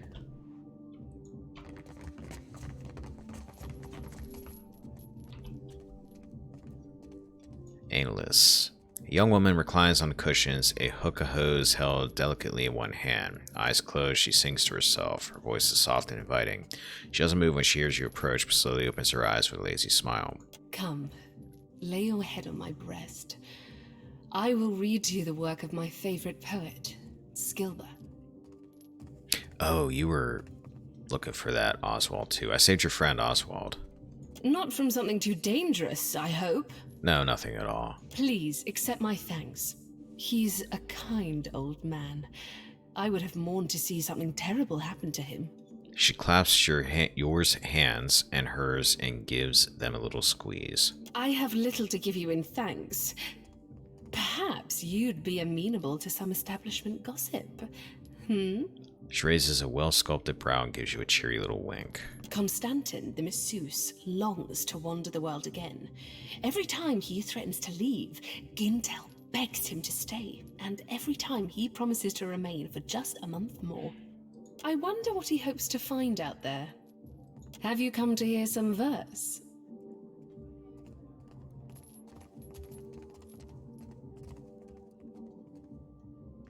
That or he's got a lot of money. Tell me about yourself. It's futile to attempt to summarize the whole of a person in simple words. How to capture their dreams, the desires of another, their feel and taste. But I appreciate your curiosity nonetheless. I am an actor. Trained from childhood. Difficult for you to believe, I'm sure. teasing smile pulls the corner of her lips. Her voice is wistful, almost melancholic. My troop were my family, and we traveled the whole of the Adir Empire, performing the classic literatures to cheering audiences. Sounds like a pleasant life. The work was good when the crowds were grateful, and their pockets swelled with coin. She gives you a pained smile and looks away. Zodi's eyes gleam with dark amusement. Seraphin's eyes close. He nods along. I found a more dependable application of my talents here. To touch the hearts of others with my voice. I could not give that up. Farewell. Gives you a metaphysics Ahoy, buff. Captain. Ooh, wait. If I could bend your ear a moment, I'll be aiming to thank you for bringing me aboard.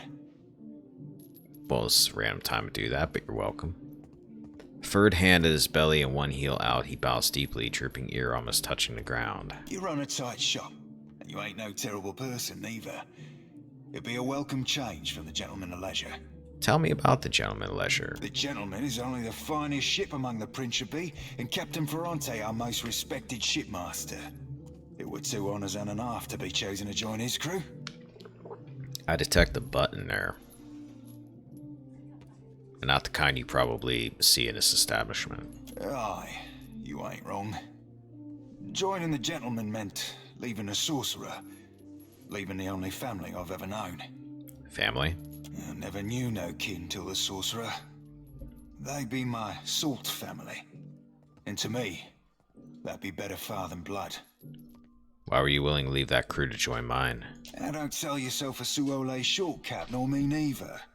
I know an opportunity when I bought it. He chuckles. I'd seen what there were to be seen upon the Gentleman, learn what ropes were to be learned. Methinks a watcher after a dead god'll thrust me into an whole new set of eye-openings. And believe you me, I do appreciate myself a good thrust.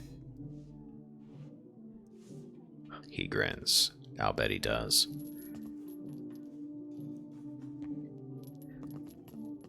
I'm glad you're with me. I've a gift for you. This trinket be from one of the first ships I hunted. Malnage would have snatched it had I not found a perfect hiding spot. Yeah, before you give it to me, where did you hide it? I know were I to tell you that, you mightn't want it no more. Mm-hmm. Seraphin gives an innocent whistle while scratching his ass as subtly as one could scratch it. Just a jest, Cap. Nay, I tucked it away in my beard.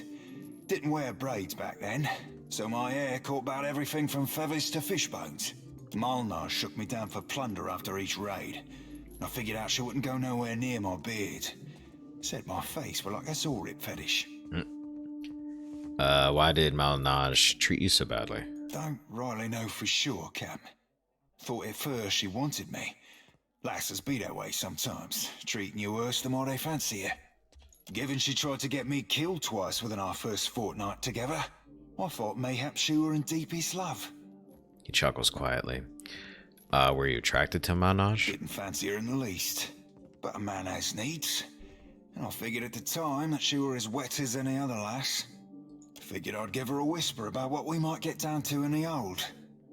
Her answer were an unequivocal no, made with a sharpness. Might have been the closest I've ever been to death. He winces and rubs his throat. Thanks for the gift, Seraphin. You be entirely welcome. Now, if you'll pardon me, I've roundabout reached my limit for sentiment. Seraphin salutes, grinning broadly, and turns away. I've gained a cipher shackle.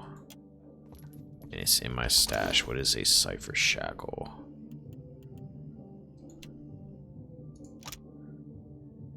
+1 constitution, resistance to dexterity.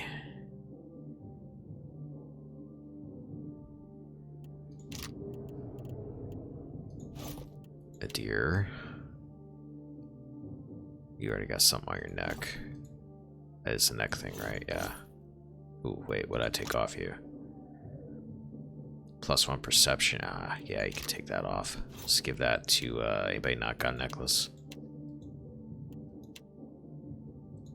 Who's got what here? One of you has that thing. It just gives you 15 hit points, and it gets you. Here, I'll let you wear it again. Not a bad bit of tackle, Captain.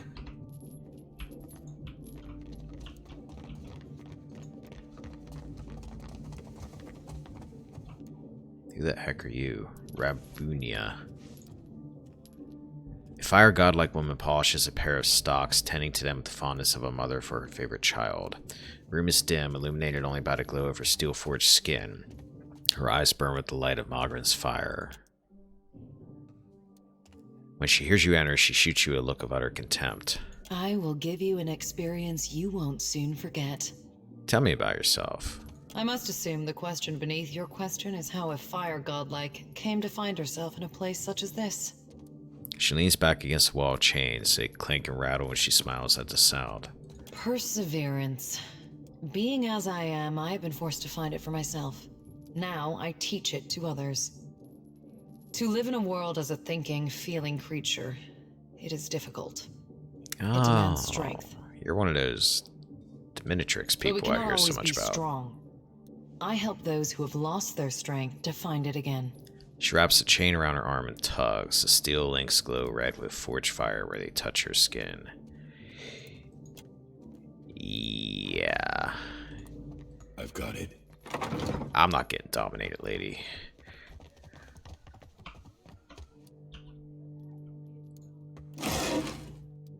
Hi, I'm gonna take your clothing. I hope you don't mind. A burly dwarven man hums a jaunty tune to himself as he fastidiously organizes his collection of scented oils. When he hears you enter the room, he greets you with a smile and a humongous outstretched hand. His grip is strong and sure. Come to seek ablutions for your sins? He slaps his knee with a bark of laughter. Get it? Ablutions? Absolution? I crack myself up. Gets me every time. He wipes a tear from his eye, still chuckling. Massage? Bath? Whatever you need. Just ask. How'd you end up here? Oh, you don't want to hear about that. I lived a boring life, so there wouldn't be much to the telling. He crosses his thick arms over his chest. A slight blush spreads across his cheeks. Indulge me. Truth be told, my real passion is pottery. Trouble is, I got these big hands. Not meant for delicate work. You know what they say about big hands. He turns his hands palms up for you to inspect. Just one is easily large enough to cover your entire face. Worked out in the end, of course. Now I specialize in relieving tension in a Mauer and death godlike. He nods to himself. Do you like your work? The pay's good and my clients are interesting enough. He shrugs noncommittally. Not exactly a ringing endorsement. You caught me there. He gives you an awkward chuckle and scratches at his beard. The stability's good and all, but I haven't seen anything that gets my blood pumping in ages. You know what I mean? Stability sounds pretty good right about now. I can't pretend to know your troubles, but if you ever want to talk about them, I'm here to listen. For a price, of course. Naturally. Nothing's free, friend, and certainly not time. Now when I could be doing other things with mine. He winks exaggeratedly, then grimaces. Oh, hell and a half. I think I might have pulled something in my face. I should go. Got a busy day of adventuring ahead of me. Where you headed? Thought that might get him to,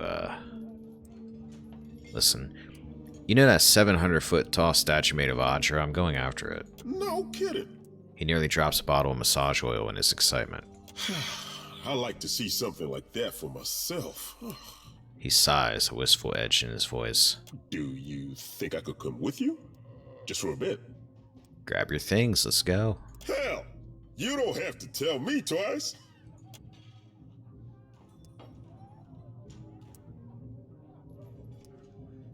All right.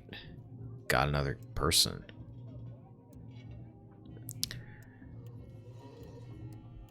Chanter Barbarian or a Chanter. Subclass Scald. Alright. Accept.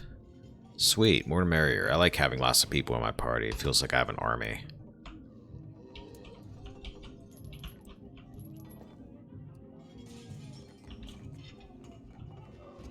On it. I'll take your stew too, if you don't mind.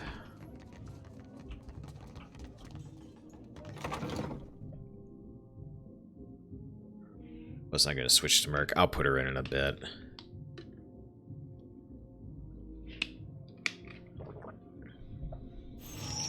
I actually forgot all about it. Shat Bear Paul's lump of lumber yonder. That be the Misery's Delight. Malnage's pus-stuffed canker of a boat. He points wildly at a half galley docked nearby. Only 2 hands hold the deck. The remaining crew may be below decks or may be ashore. Keep your eyes open and be on your guard. Aye, aye, Captain. The alien bartenders don't water down the booze, which is more than I can say for Rautaians.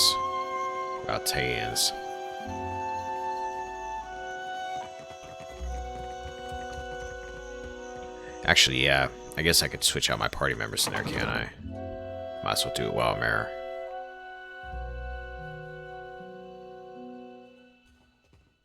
I'll see what I can find. That's not what I meant to do.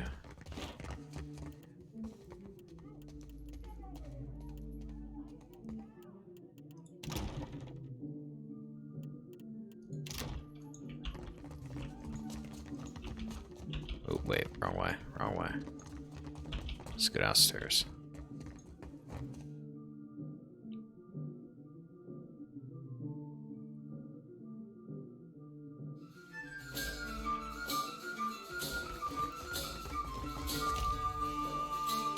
So I gotta talk to the bartender. Now, what can I do? You see anything you like? Alright, God, this is really hard to figure out who to take out. Well, I'm just taking you out long enough to, God will guide me. equip you with something.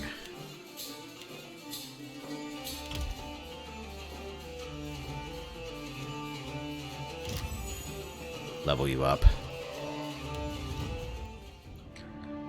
Let's see. We're actually going to have you specialize in stealth, I think. In case I need somebody that does that. And insight. Force of Anguish. What do you, oh, you're a monk. Swift Strikes.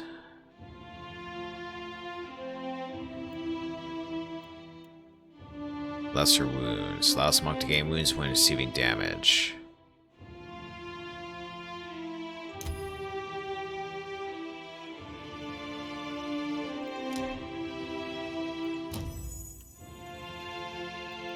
Insight. Stealth.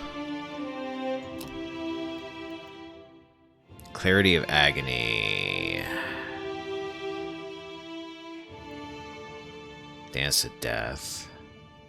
Move pattern of pain. Your movements gaining a gradually increasing bonus accuracy and wounds. Suffering any damage ends its effect. Immediately inflicts raw damage on himself and gains wounds.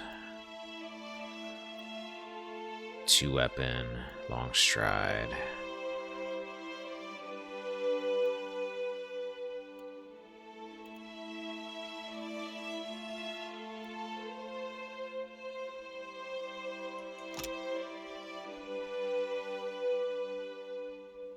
Oh, how quickly they can run in combat.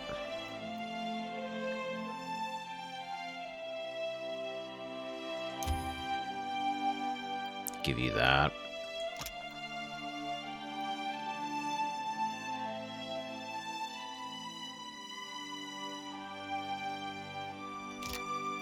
Give you that.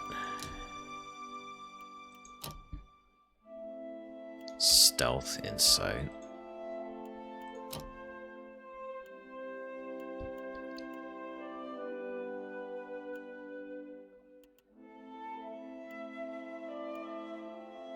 One-handed style, you're probably going to be doing barehanded attacks. If I do use you. Increases the character's action speed while using a weapon in each hand. Let's give you that.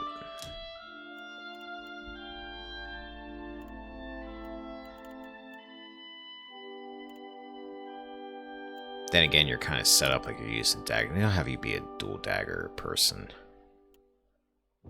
2 weapon style.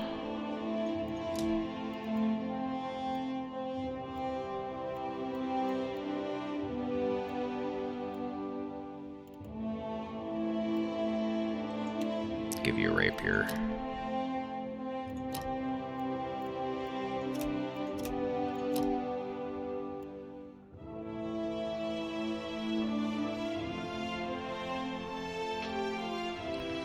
Reduces the wound cost to activate. That sounds nice. Lightning strikes requires swift strikes.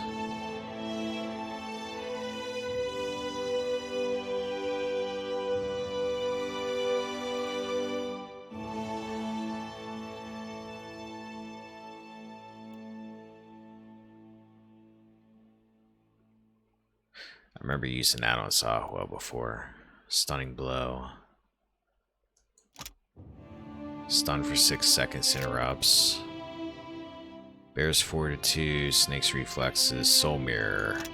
Call upon power to Monk's Psyche, reflecting half of range damage. Minion missiles targeting only a monk back to their point of origin. I shouldn't give you that.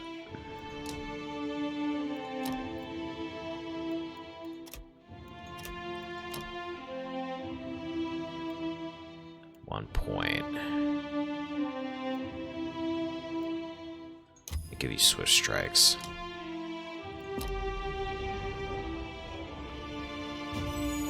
Alright, let's level up Constantine while we're at it. Excuse me.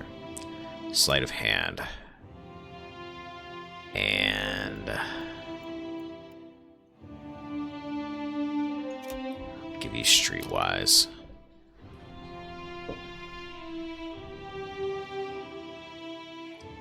Scald do.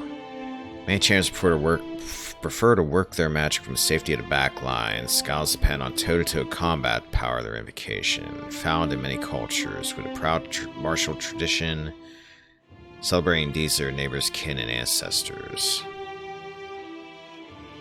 Melee weapon critical has a 50% chance to grant a phrase.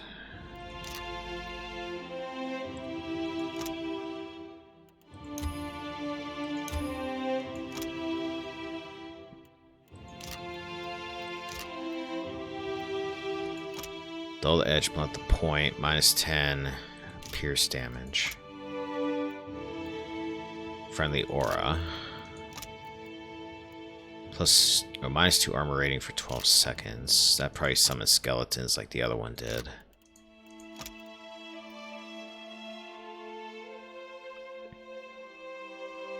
Causing shock damage. Phantom. Allied AoE plus self plus 4 slash shock rating. Foe AoE, stunned for 5 seconds, push. He already has that one. Summon the spirits. Phantom.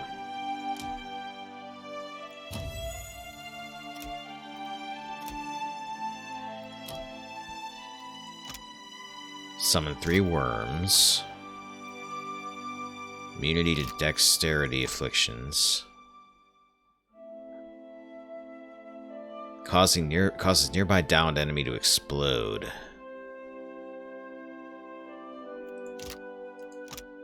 Sound of his voice, the killer's throat stiff. Paralyzed. Foe AoE for 4 seconds. Weapon shield style. Foe target immunity to concentration attacks. Reduce concentration from enemies. Two-handed style, one-handed style, weapon set. I'm gonna give you another summon.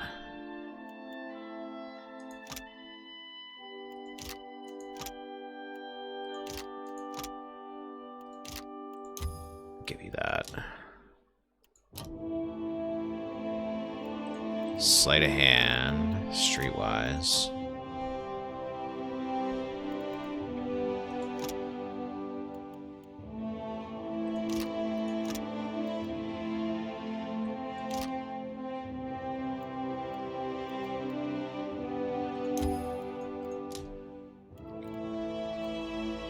Battle axe. Give you hatchet too.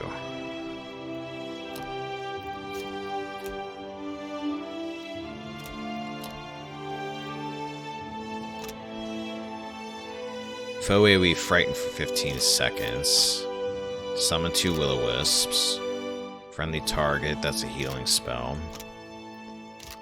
Bull's Will, Bear's Fortitude, Snake's Reflexes, Combat Focus, Ancient Memory. Plus 1 health restored per 1 second for 10 seconds. Foe target, minus 20 accuracy with disengagement attacks.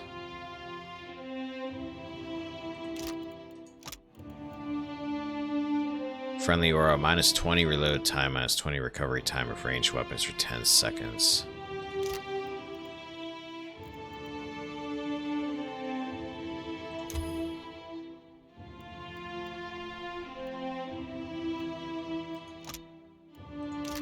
This is this first one. I'm gonna go with that.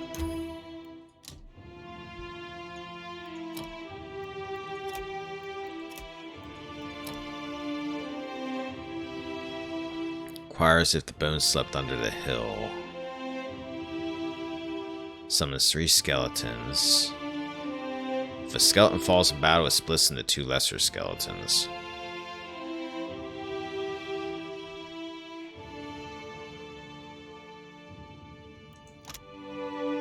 Bolts bound to additional targets. I'll give her that.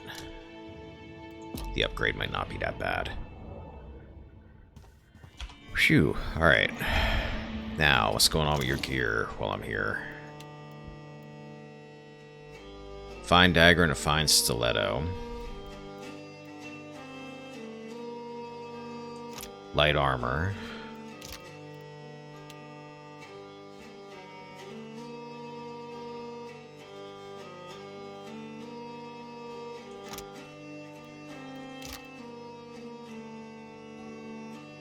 We're gonna upgrade you to leather.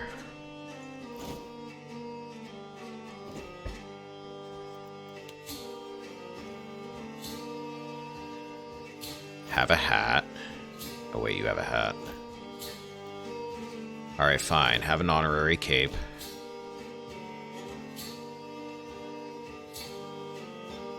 You can have a amulet of health.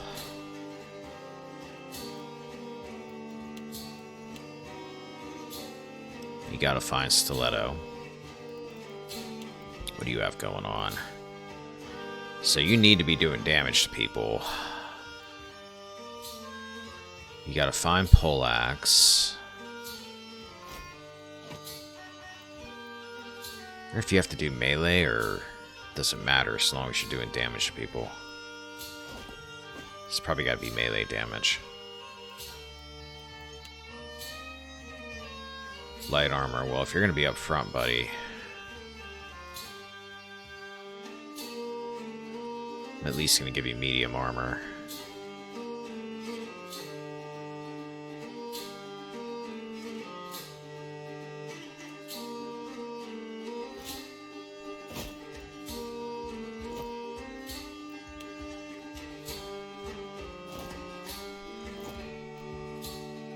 Have a cape.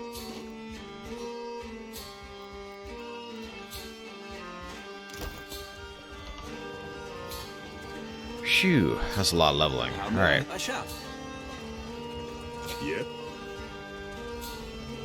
Yeah. Now, since you guys are sidekicks, I'm just going to equip you and take you out for now. Now, what can I do? See anything you... Because I don't want to miss any conversations with my main people. Come find me when you get thirsty. Blessings. Alright, so let's fix this again. A deer. Yeah. There. That works.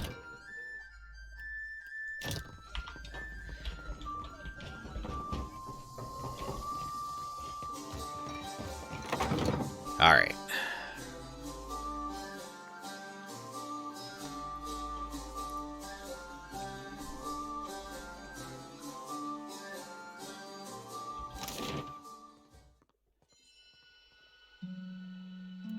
See, we were up there already. Let's head over here.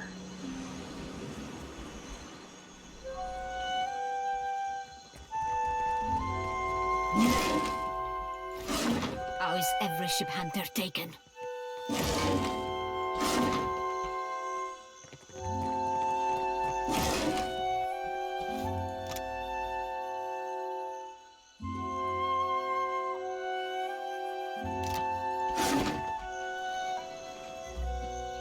No sooner do you approach the Valiant woman than she squints and turns up her nose, regarding you with a thinly veiled distaste. Well, hello to you too. I only deal with serious clients. Now, shoo. She makes a sweeping gesture with both hands. What sort of business are you in? Not the business of answering questions, Nazenale. Madiko. But it is impossible to find skilled work when every competent freelancer wastes their shore leave in the wild mare. Do I look like I'm in the wild mare right now? She grimaces towards the east. When blood travels south of their brains, the value of a good bounty is forgotten. Why aren't more sailors accepting work? I blame Luminous Adra. She folds her arms and exhales sharply through her nose. Our privateers are busy escorting shipments out of the Deadfire.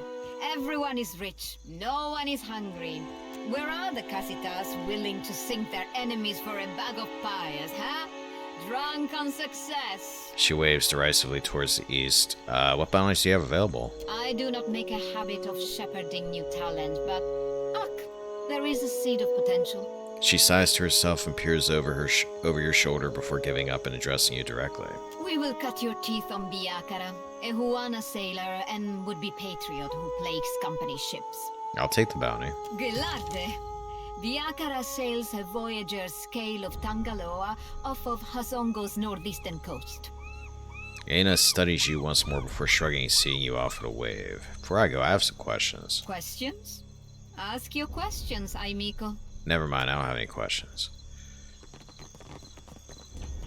Alright, so 2 bounties now. More looting. Lockpicks. You duck down into the canal and find yourself kneeling before an iron grate. The reek of sewage wafting from the other side is powerful enough to bring tears to your eyes. The iron bars are set firmly into the surrounding brick, barring any passage onward. Leave for a second, because this is probably a way into here, I'm betting.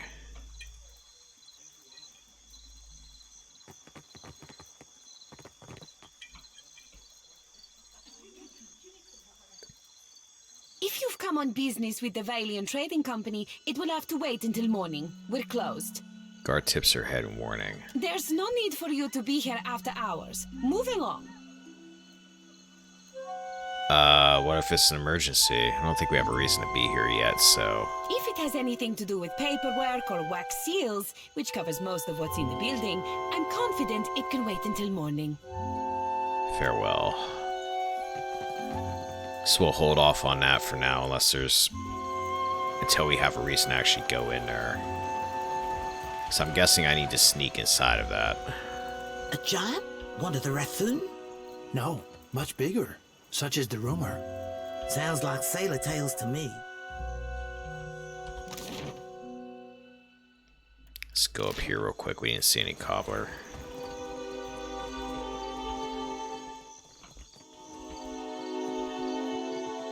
In the market for decent footwear, you won't find any cat leather around in my shop. Some of us hold ourselves to a higher standard. See what you have. Come take... Shorewalker sandals. Plus 10 stride, plus 10, plus 1 resolve. Boots of stealth, plus 2 stealth.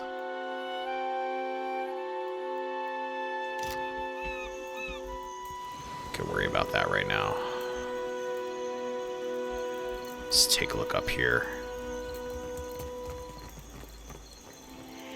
I put her in long enough to equip her and Constantine. But I figure if their sidekicks are not really going to say that much, I'll just leave the main party in for now.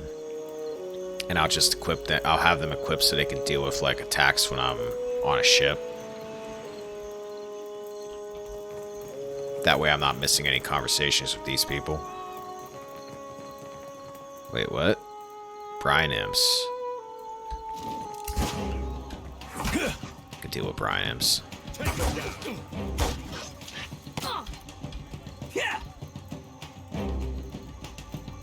Keep forgetting I can actually, like, use my spells as much as I want now.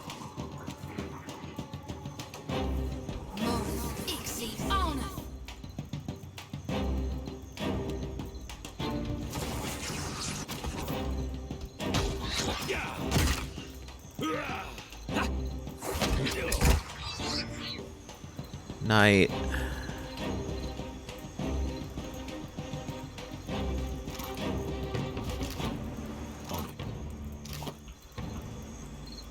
What for, Cap? I've gained reputation with Done and done. Nikitaka. Minor. I should have gained more than minor. Alright. So we've been all around the south.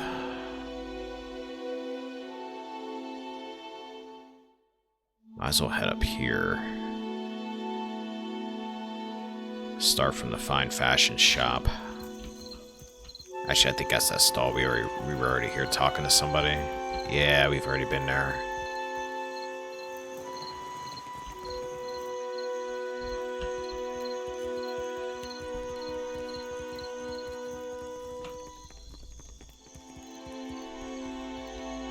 The Hazanui is at the palace, blaming the Valians for attacking one of their ports. Alright. Let's head up into this little area up here first. Here's a random home. I'm sure nobody will mind if I just walk right in.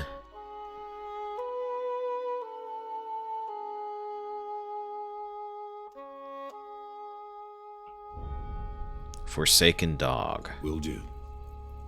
Oh, did somebody abandon you here?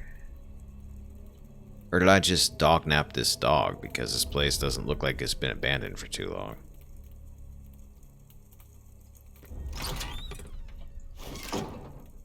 What kind of doggy are you? What is this? Valiant commonwear.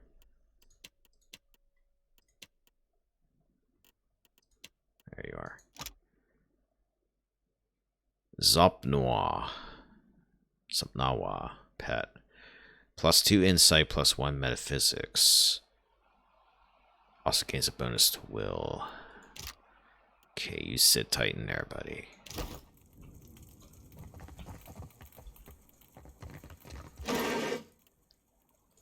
Now just loot this place, since apparently everybody just decided to leave their dog here. Disposing week, easy breezy, wet. Wand. Root. Solution. Alright. Really hope somebody didn't just live there and I just stole their dog.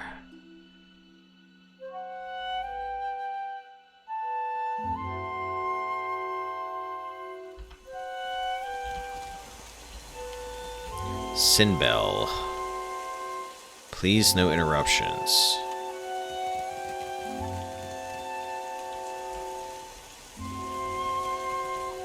Passers-by have etched a varied selection of raunchy poetry and crude drawings into the brickwork here. Wanaka. Well met, stranger. If you feel like investing in protection, I'd be willing to trade iron for copper. Your selection is fine, but I'm looking for even better equipment. I assure you that everything I sell is well crafted. But I will admit I'm not quite the weaponsmith that Marihi is. Nor do I possess Uto's expertise with firearms. Marihi, you can find in Pariki's Overlook, the district to the north. Uto has a shop in the Brass Citadel, in the eastern part of Nekitaka. Let me see what you have. Lots to see. Take your time. Heaven's Cacophony. +2 intellect, +1 religion. Grand Shout of Hosts. Push and Stunned. Avenging Storm. Attack target, self-storm persists. Oh, so that sounds like that ability that Hiravias had in the other game. Horns of the Bleak Mother. +1 perception resistance to resolve afflictions. +10 accuracy against beasts. Gate Crashers. +1 might, 50% chance to knock down, to perform a knockdown attack against target with critical hits in melee. It's another one of those things that makes me wonder if they would work with Carnage. If Carnage pops up and it can knock down multiple people in one hit. Actually, I don't know if Carnage criticals. I don't think that's how it works. So she asked him what he calls that trick, and he says the consueli. I've got it.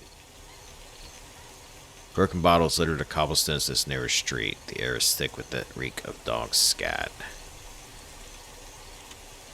You the one causing trouble in Cotter's neighborhood? The wolf at this man's side raises her hackles and growls. He shushes and pats her behind the ears, all the while keeping his focus trained on you. I thought Rimaro's pup kept better company. Coda glances at Seraphin. Ahoy, friend. So you still be doing that old referring yourself by name thing? Would have thought it'd have cost you enough lays by now to be dropping that affectation. Cotter has not missed the sound of your voice, Seraphim. Your smoke and mirror ghosts do not impress Kaletzia, and they do not scare Cotter. Line of drool drips down between the wolf's bared teeth. Sorry, Valian names all sound the same to me. Which one is the pretty wolf? You'll know soon enough. Coda bares his teeth too at a deer.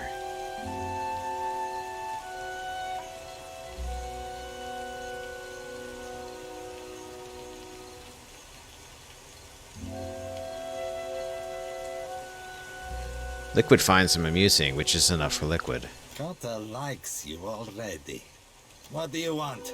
He tugs at his wolf's scruff and drags her back to his side. Someone robbed Captain Redora. You have anything to do with that? Depends. You seeking Vengiata for that house? Signaling to his mates, Coda tightens his grip on the wolf's scruff. She owed money to Zamar, money I need back. Cotter heard a newcomer was talking with Zamar. His free hand moves towards the weapon slung on his belt. Wrong play, Cotter. Let's be keeping this so friendly fucking chats. Lest the captain be calling your raise. His furred hands rest near his own weapons. Look, Selexia. Your supper comes with blue fur. He nudges the wolf, eliciting a deep growl. Tell the shipwright to accept Cotter's deal before he suffers another setback. You know what the first enemy I killed in the first Pillars of Eternity game was? I think it was a wolf.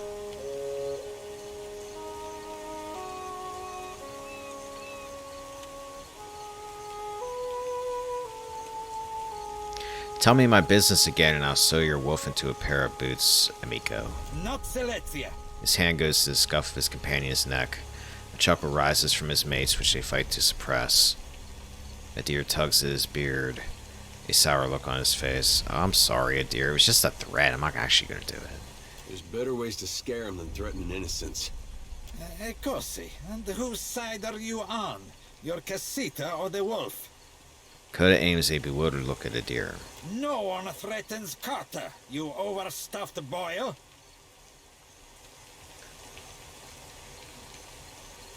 Clussa's voyage would be a mercy compared to what I have planned for you. Coda flinches and turns to his crew. He studies each of their faces in turn. This one's not worth it. Coda whistles through his teeth. His crew abruptly lower their weapons and stand down. So you actually going to tell me what I wanted to know? Is done with you. No? I didn't actually get any information out of that, did I? Yeah, I'm going to reload that.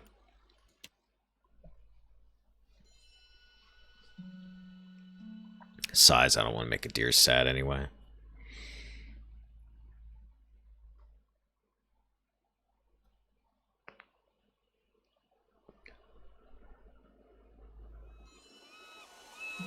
You the one causing trouble. I thought... Who I forgot that? You're... Sorry. You'll know soon enough. Got a light. What do you want?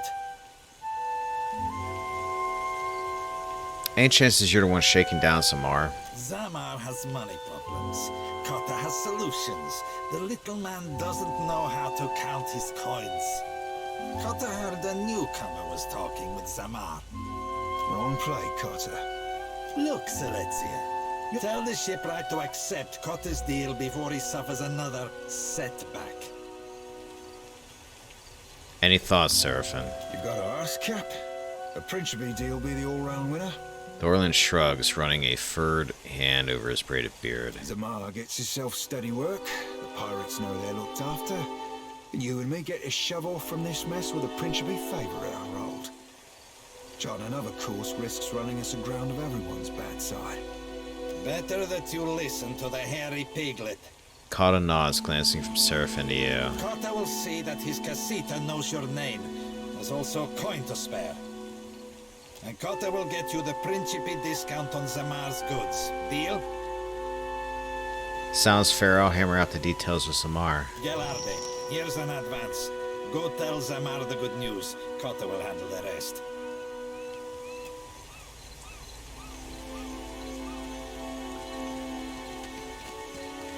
Alright. Go back to them in a bit.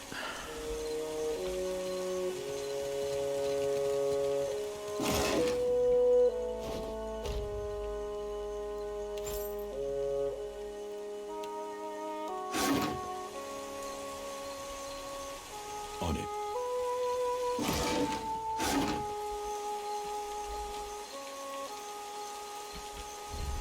Alright, back down this way.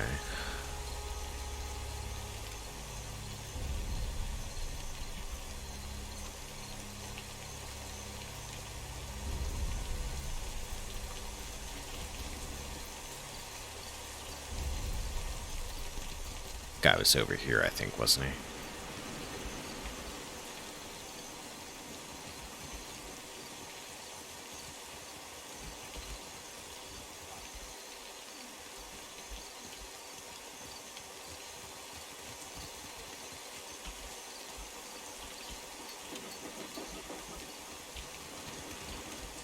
There you are. Ahoy there. Any news worth telling? I spoke to the Principe on your behalf. You actually confronted those feral cats? Cool, cats be sacred, shipboard, you know. Wouldn't have taken you for one to be painting a Principe all godly. Seraphim smirks, arms akimbo. Folks shoreside sometimes stick 'em in the stew pot. See if that strikes you for something weighty. Zamar rolls his eyes, he crosses his arms and looks past Seraphim at you. I think you're better off taking your deal. Sighing through his nose, Zamar squeezes his eyes shut. I needed coin, not a middleman to negotiate with cutthroats. He pulls a small flintlock from his belt and holds it pointed at the ground.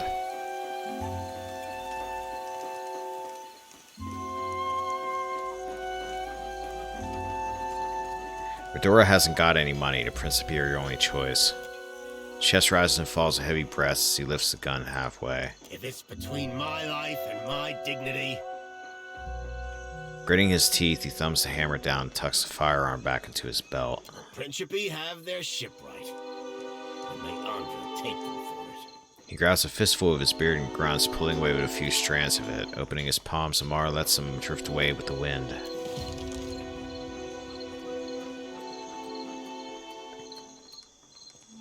I feel like there was probably a better way to do that, but oh well. I probably could have just got his money back.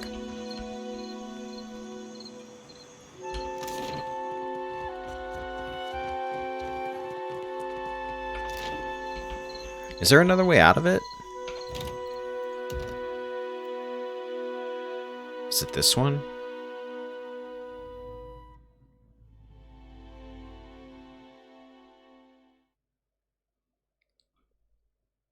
Let me see what I can do here.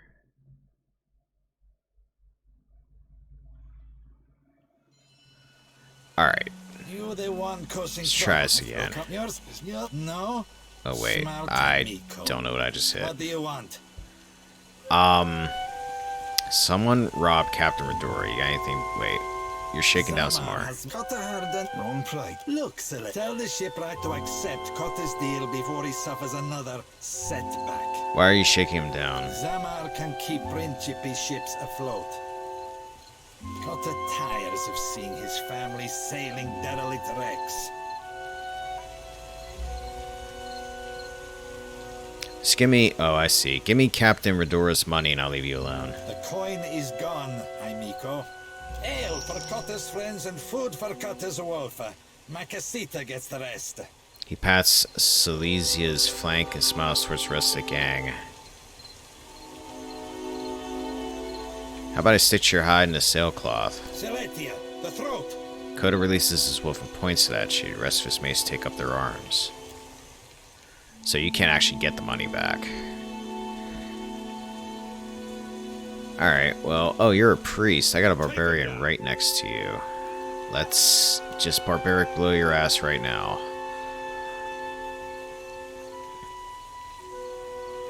Aloth, you're in a bad part of town.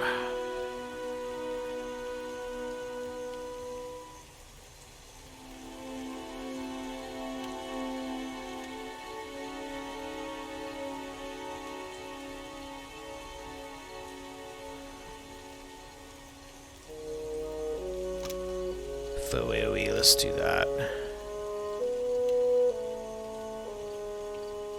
Right about there, Sodi.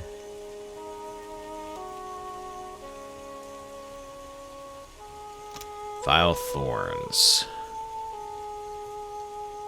AoE, that's everybody. Dire Blessing. Strengthens allies in battle, granting them the aware inspiration.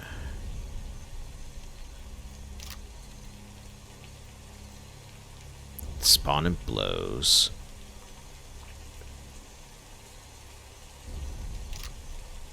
And consecrated ground. I'm gonna give you that right there, because that's faux AoE.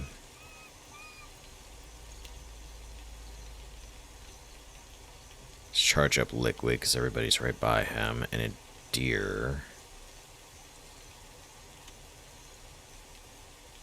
Run up and go after the wolf.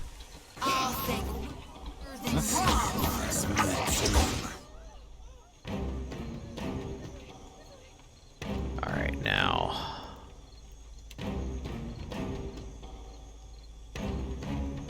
Oh, that's gunpowder. That's probably a bad idea. She only touched the cut purse. Sodi, you're actually gonna go melee for a minute here and help out Aloth. You're gonna come this way though.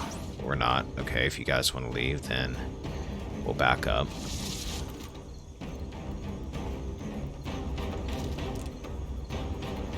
Let's get that priest.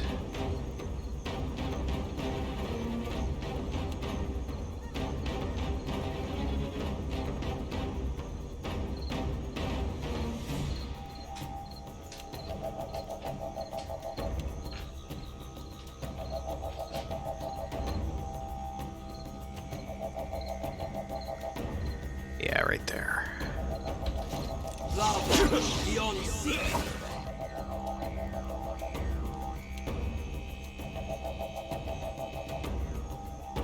Pistolier. Priest is gonna die by liquid here. Go out to Coda.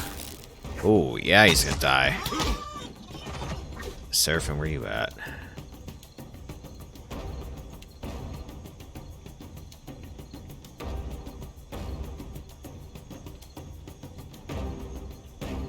Supply these guys. Liquid.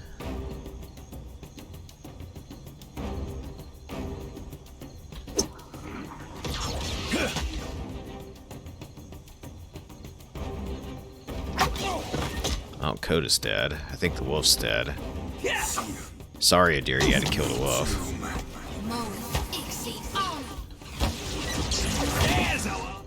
Yeah, you should probably go melee here. Or as melee as you can get, because you have a pistol in that hand, too. No! Powder!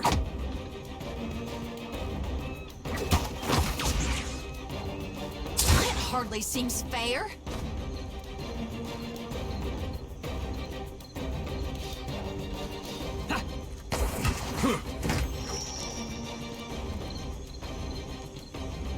Alright, well done. Yeah. Will do. Got a ring of minor protection. And a whole bunch of other stuff.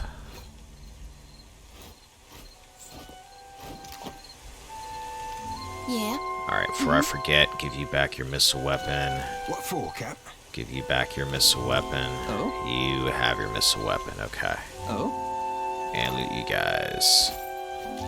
I shall. Can end this fight. Second, it starts by blowing up the gunpowder and instantly killing all the enemies. I was thinking about it, but then I'm like, I'm way too close to that gunpowder.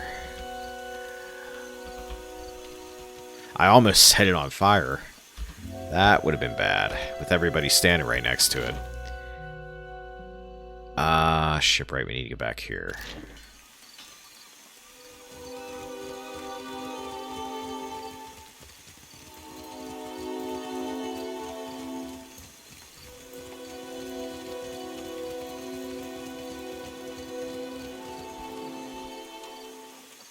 Run.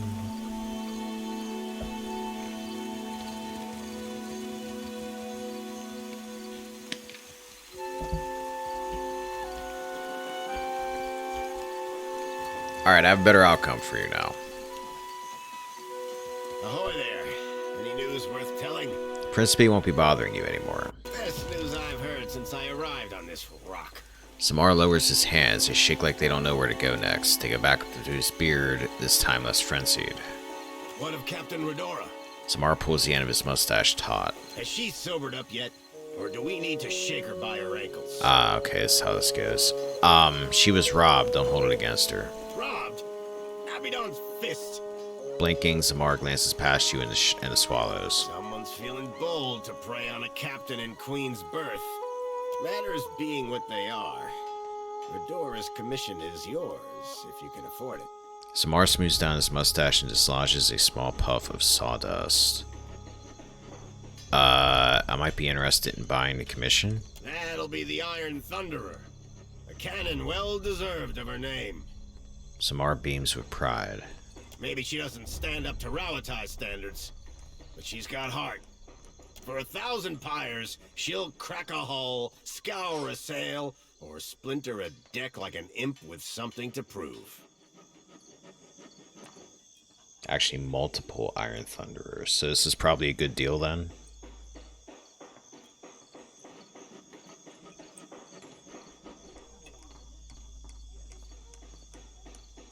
I think it's 4.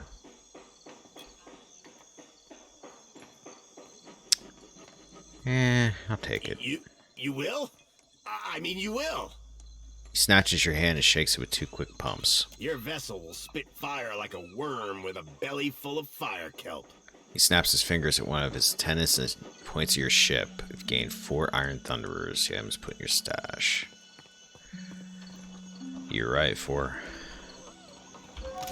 Alright, let's see. We've been all the way through here. We need to go to this Valeria estate. We haven't checked that out yet.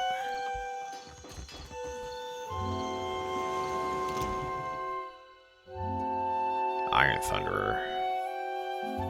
200M to 500M.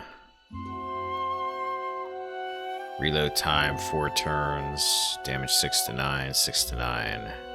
Oh, so that's what I had on the other 2 sides of the ship there. Well, now I'm all decked out.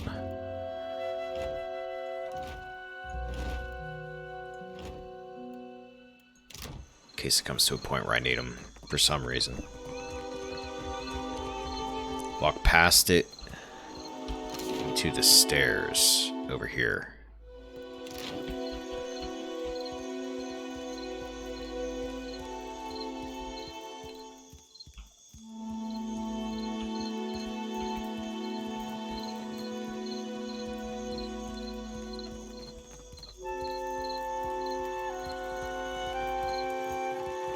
Where is my postinago of a brother? You there? Have you seen Laro Badato? Medico, where is that spoiled brat?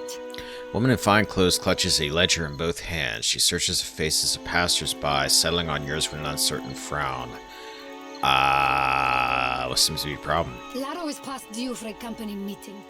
Mother wants me to drag the elusive louse back by his ear. She tucks the book under her arm. Must be nice to be a layabout. Uncle Engbert would have tanned my hide. A faint trace of a smile forms on Adir's lips. Fuck. I am angry and jealous in equal measure. You'd think this district was a maze, the way he manages to hide. She glances over your shoulder and sighs and looks back at you with sudden recognition. The spirit magnet. Sientere, that I did not recognize you. If you desire to get in the graces of the Valiant Trading Company, we can help each other. What sort of clout do you have at the trading company? Mother's Bank commands the wealth of the Deadfire campaign. Nira absently passed the cover of her ledger. Could I persuade you to watch out for Laro? I'd pay generously for your trouble. Study her hands. Nira has been digging her nails into her ledger, leaving crescent moon-shaped impressions in the binding. She notices your interest and holds the book protectively close. I'm concerned because Laro tends to feud with Orso, one of the local Valera rats. What do you mean by Valera rats? The Valeras, a brood of sea vermin playing at nobility. She hefts her ledger as if to bring it down on a pest. We squabble and compete, but Laro, the Pastinago, takes it too far. I take your mother's someone important? It's Ali Bardato. The Valiant Trading Company leans on her to finance their mission. If only more of her offspring were as accomplished. Nira raises her free hand and squeezes the bridge of her nose. If I happen across Lara, I'll let you know. Would you? I'll be waiting at the estate in case he happens to return.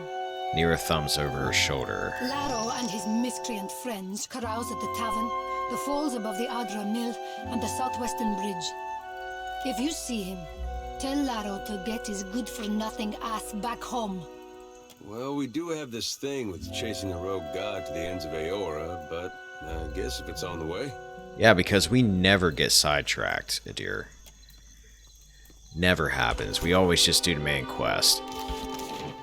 Like, where have you been? Alright. There's Falls. There's the Map Emporium and Luminous. Okay, there's the Adra Mill.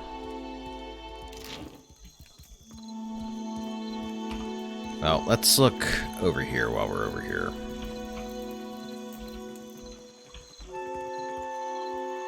Sansa's Map Emporium.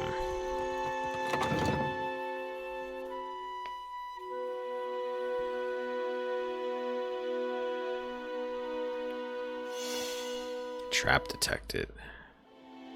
Yourself a look at that, mate.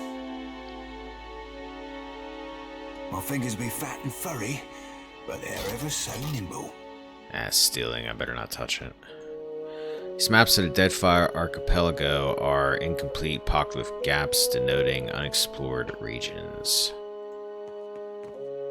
Tattered and worn, this map depicts a small region of the living lands. Scrawled notes track commissions and work orders in progress. Among the usual cartographical tomes and manuals are a few weathered tomes or volumes of traveled memoirs and fanciful adventures. Even these scrolls have been painstakingly dusted.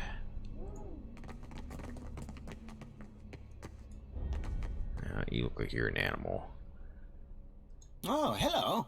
Welcome to my shop. It's such a pleasure to see a new face. Sansa bounces back on his heels, a wide grin plastered on his worn face. How might I assist you? What do you do here? Oh, I am a cartographer. I make maps. I'm not half bad at it either. And may the gods forgive my immodesty for saying so. I like how I always ask the most obvious questions. Dude's in a map shop, sitting at the front desk. What do you do here? Oh, I make jelly. If you need a map of any settled region of the Deadfire, I am your man. And my commission rates are quite generous. It used to be I would take to the sea and do a bit of charting myself, but I haven't the time. Too many maps need making.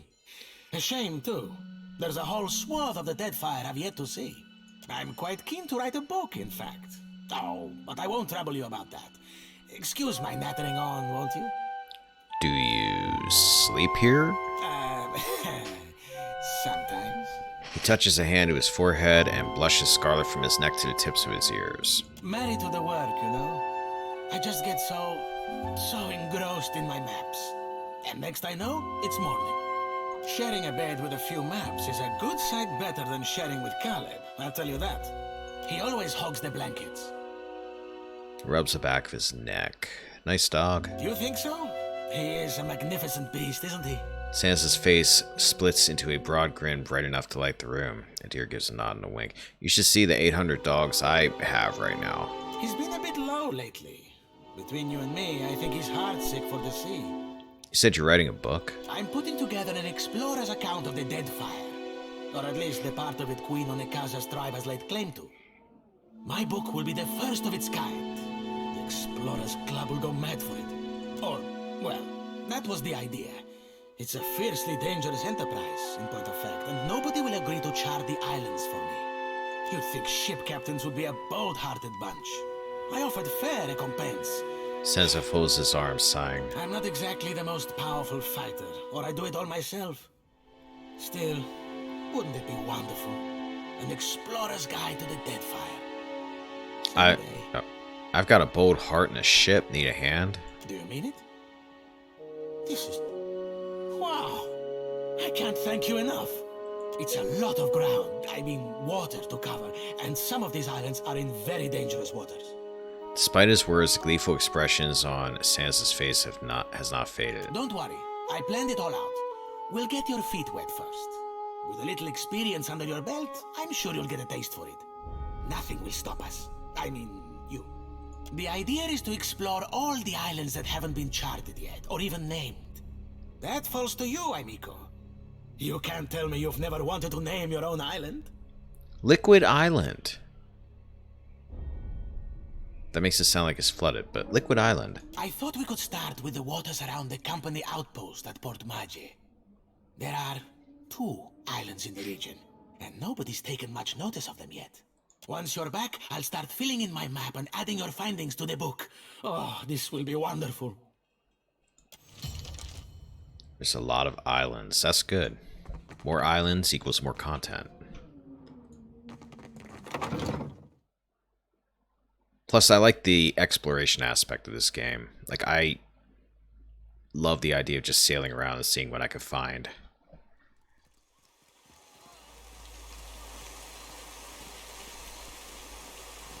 And this is the first game I have played in forever where I've got like a boat and the main deal is to just sail around and check places out. Feels like it's been a long time since I've played a game with a boat in it. Luminous Audra Mill.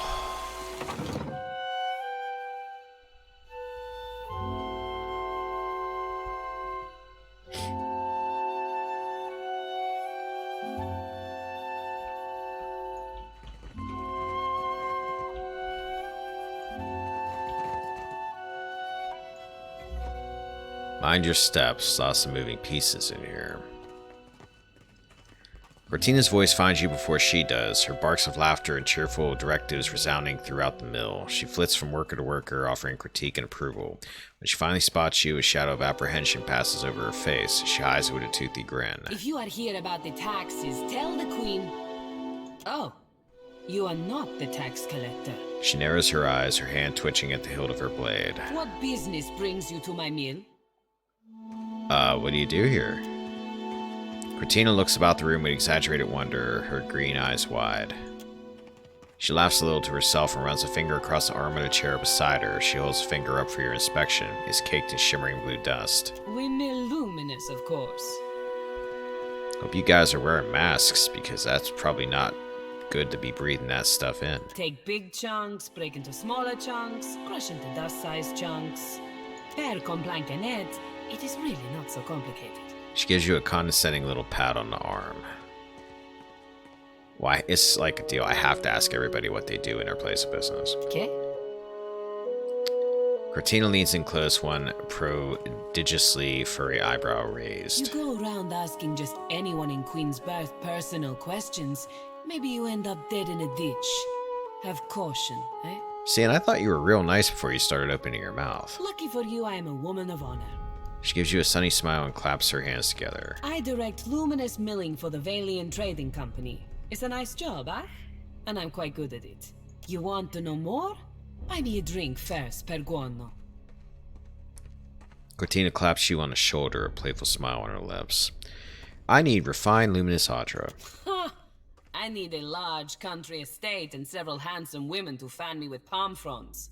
It is good for the heart to dream impossible dreams, yes? She gives you a quick nod, then quietly laughs to herself, her large ears twitching. The Adra belongs to the Valian Trading Company, Amico. Unless you plan to open a bathhouse to rival the one in Periki's Overlook, we will take no orders from you. Can't you make an exception? I really want some Adra. I cannot. Oh, or whatever. Anybody else in here that's important?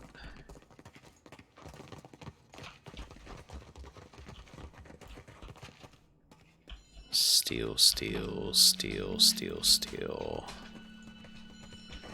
It's a rooftop balcony. These crude shards of luminous Adra retain their unearthly glow.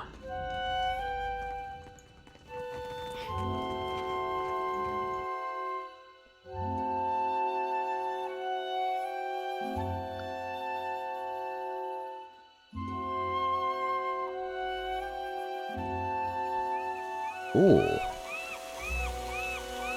You're right. He does do that with his hands. Fie, 'tis roughing his precious spelling book that scares the lad. Or maybe 'tis nudging his wee finger. You gotta stop. My sides hurt. Oh, I miss this. Surely you've spied how he's always brushing himself. He won't say, but he's afeard of seagull shit. Huh. Aw, wet dog. Come here, dog. I've got it. Abraham. What's your deal, Abraham? Reduces recovery penalty for armor. And party members regain some health when they kill an enemy. That wouldn't be too bad. How many dogs do I have now? 1.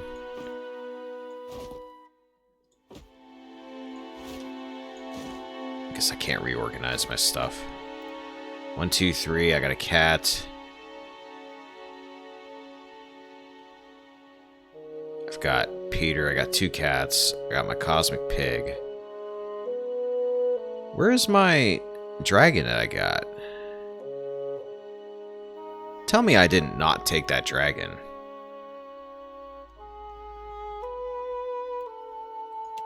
Oh, wait. Oh. Oh, shit.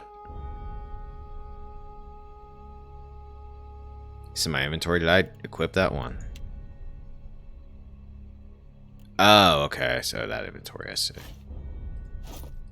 Actually, what's this? I didn't equip it. Ring of Minor Protection. A deer. You specialize in protection, so take that. Alright.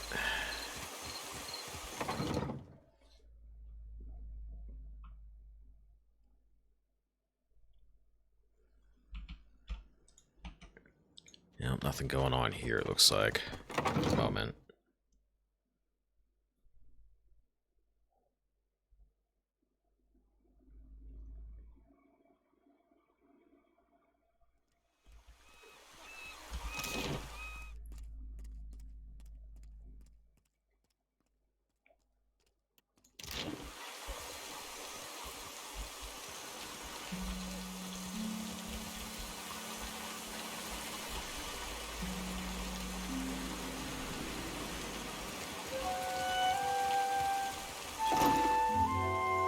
This cradle.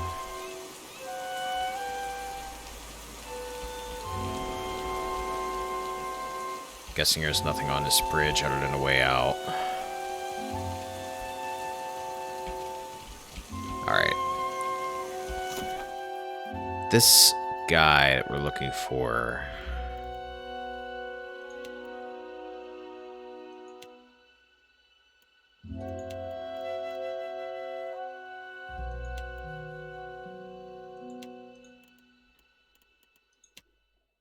This guy. Tavern, the southwestern bridge, and behind the district's waterfall.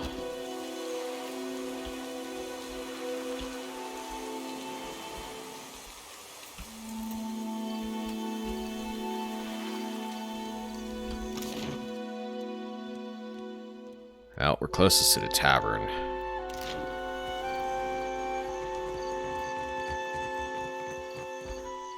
He is north of the mill. You saw the area he's in earlier. Oh, okay. It'll save me some hunting. So he's up here and around, I'm guessing. Because I did not go this way yet.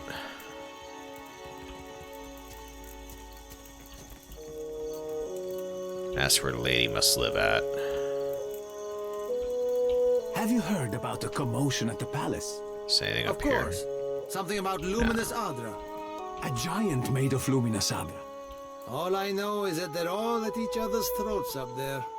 Someone's coming. Yes, they are. I should probably save it. Who the hell are you alerting?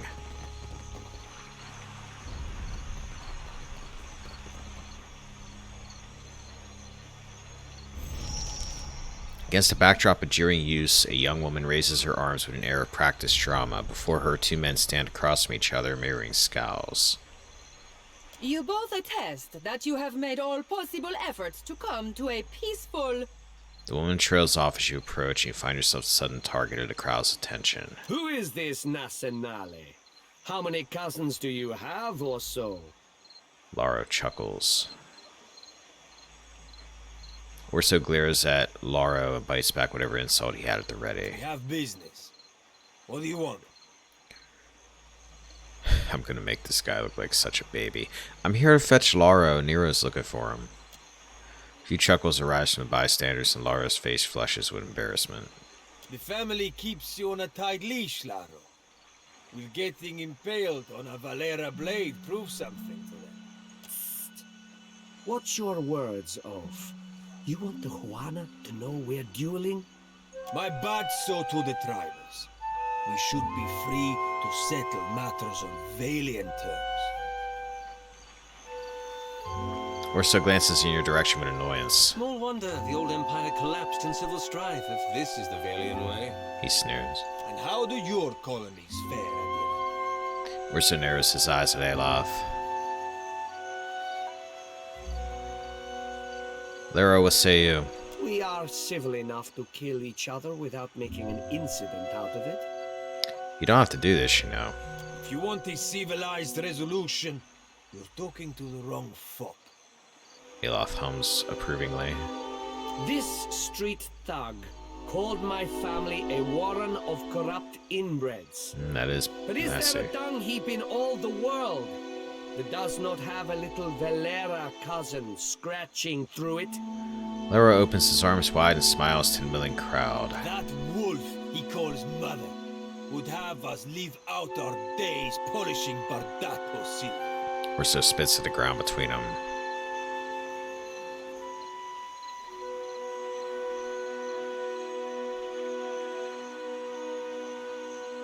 $10 copper pieces on Lara. The Juana are gathering reinforcements to storm this position. They should be here any minute. Miller, scatter! Lara whistles to his attendants and they break apart in a disorganized exodus from the scene. What? Where are you going, you stuffed shirt? Hey, wait! Orso and his comrades scramble to follow suit. This isn't over, you coward! You can't hide behind your corrupt mother forever! Orso leaves the arena in a hurry.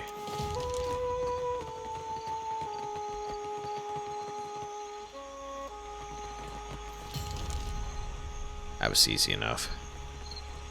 Alright, there's nothing else around here. I'm gonna check out these houses I didn't look at yet.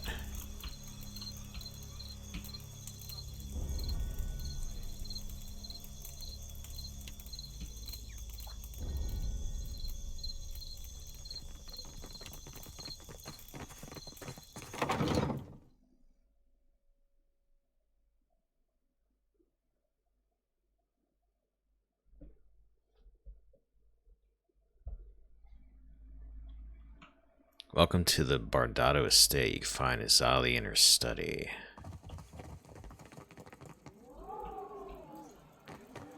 I see you made it home. Out for trouble or taking in the sights?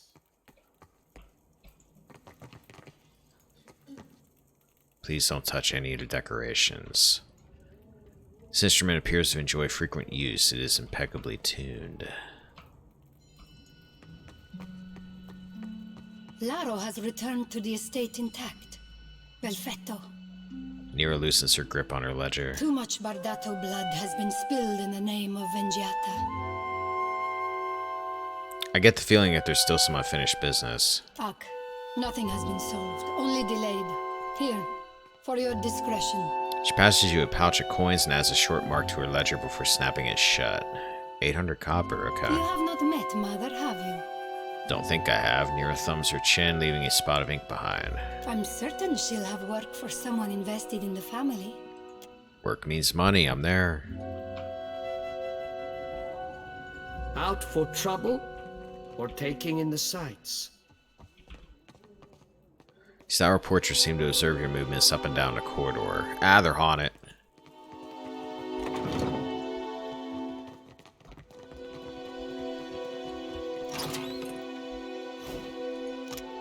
True Stories from Living Lands, the book.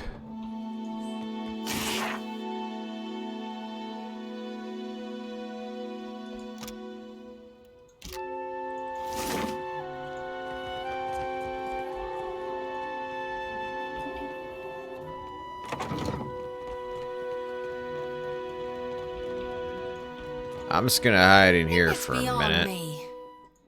Can we shut? Can't shut the door. Oh well, it doesn't matter. I don't think anybody can see me from here. I'll get it open. Finished. Scroll of binding web and a lot of money. You've been caught. How's that caught stealing?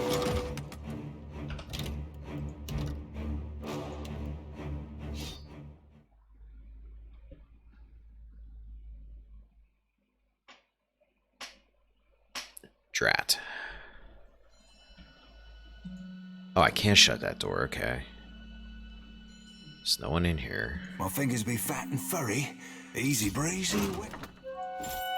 There we go. Oh, it doesn't show up as red if you're not spotted. I see. That's helpful. Don't see why not.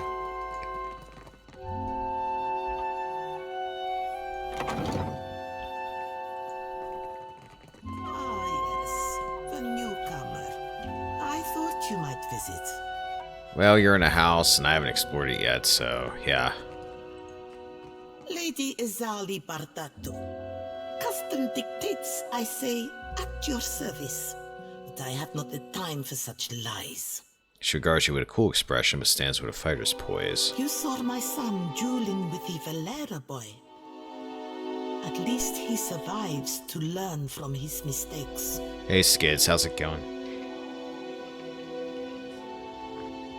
Yeah, I knew that from earlier. Think so. When Valera and Bardato cross each other, only blood and sorrow remain. Zali sighs, her gaze turning away. You see your families ever making peace? Perhaps in time, if great Wodica judges us worthy of supporting the company. Word has spread fast about the little spectacle at the docks. You've certainly caught everyone's attention. Perhaps the Watcher of Cagnua and House Bardato can help one another. What is it you want? Queen's Beth whispers of a Valera plot against my family. Something grander than pointless duels. You are a newcomer to the Deadfire, uniquely positioned to loosen Valera tongues. She taps her chin and regards you thoughtfully. Zilli Valera strums a lute by the watchtowers. A meek-tempered boy. Fonder of sun and drink than the family business. He might spill something of his family's affairs. Can actually create peace between these two families. I'll probably go that route then. The more friends that are alive, the better.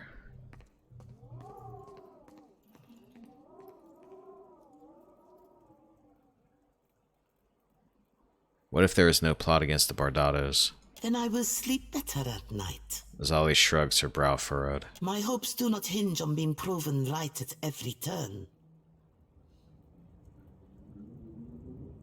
You want me to rough him up? Per complanca. Show more discretion than that. For now. I'll think about it. You do that. Family seems very well established here. Ugh. My bank shoulders the costs of the Valiant Trading Company's operations in the Deadfire. It is said that no Valiant may wipe themselves unless a Barbatos signature approves it first. If that's true, we gotta stop shaking hands with them. I'm certain you've touched worse. Farmhand. Sally's mouth twitches just shy of a smirk. Why are the Barbatos and Valera feuding? Because we do not belong in the same business. The Valeras are opportunists, reaping the rewards of happenstance. They're little better than the pirates they're charged with slaying. Better is self-deception, mayhaps. I've noticed something unusual. Your attention is drawn to Azali's desk. Among the assorted ledgers and documents sits a brass seal still dripping with heated wax. Drippings have dried into an almond-shaped pattern which resembles the eye of shape of an eye fringed with bird feathers. A nictitating membrane flicks across the surface in a barely perceptible wink. Are you still with me? Azali breaks your focus by waving her hand in front of your face. She glances between you and her tidy desk, frowning.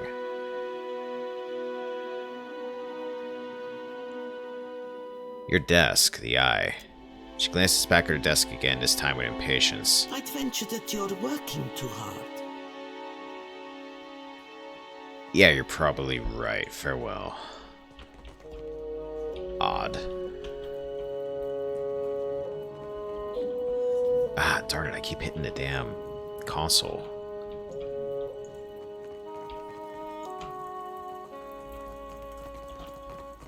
Let's go upstairs first to see what's happening up here. It's the vault. I'm sure I'll get arrested or something.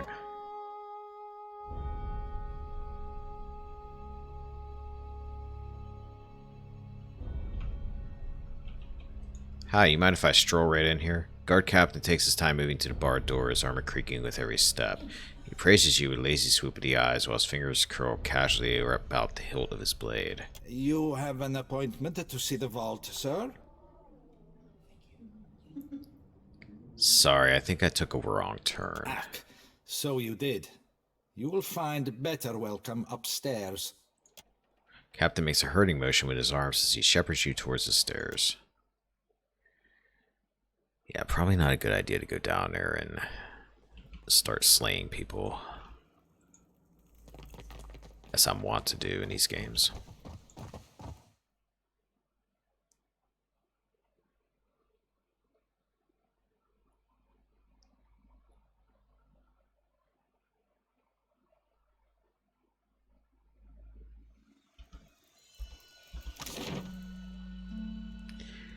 Alright, let's go to the estate.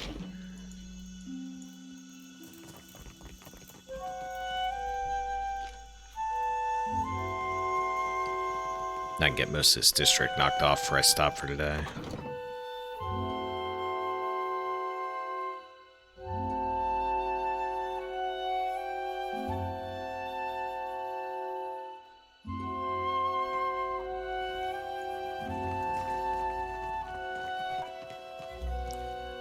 Oh, that was neat. That wolf, like, turned around trying to get to its tail before it finally got to it. That was a nice little touch.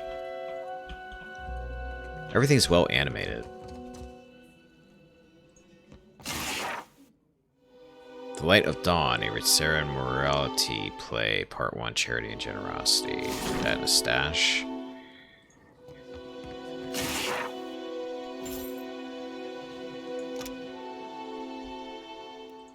And that. You'll find Master Otello upstairs. We're full up, I'm afraid. If you're looking for lodging, you'll have to hope there's room at the tavern. Family Scribe offers you a pleasant smile, but seems preoccupied by other matters. How's business? Well, as they say, business can always be better, yes? I'm sure I needn't bore you with the details. Scribe bites her lower lip and diverts her gaze. You rent rooms? We do indeed. Forgive me if I mistook you for a tenant. There are quarters set aside upstairs. Passers-by with a bit of extra coin will find a welcome cot and a meal. This is a temporary measure, of course. Why rent rooms at all, much less for short-term stays? It's not my place to share the dealings of the Valera family, but this is all rather public. She frowns and glances around the house self-consciously. Suffice it to say that a family in want of coin might find alternate means of securing their finances. In the case of this estate, that means renting the occasional room. No shame in making a practical sacrifice. But I've said enough. Speak with Otello if you have business with the Valera household. She beckons you on in an anxious, urgent manner. Who's in charge here? You'll find Otello Valera upstairs in his study. Farewell.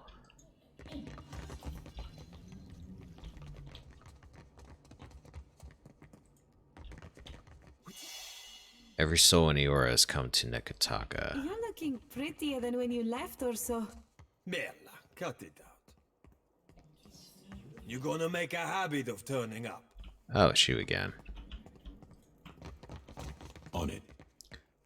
Ticking of the clock fills the dining room in quieter moments. That's stealing. What's this do? Scroll of prayer for the body. Scroll of twin stones. Remember that from last game. Nothing in there.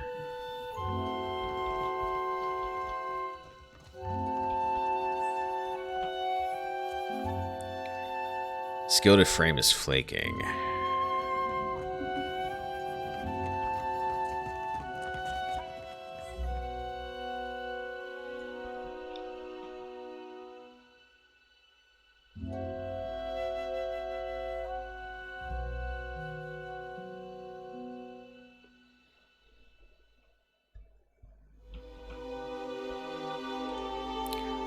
Though they vary wildly in style, you note a nautical bent to most of the paintings. I've got it.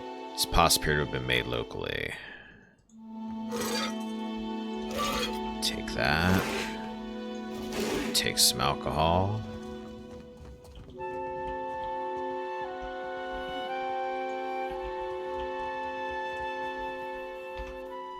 It's behind door number 1. Am I supposed to play nanny? They listen to you, Martino. Enough. We have a guest. Ah, a new face in the Valera halls.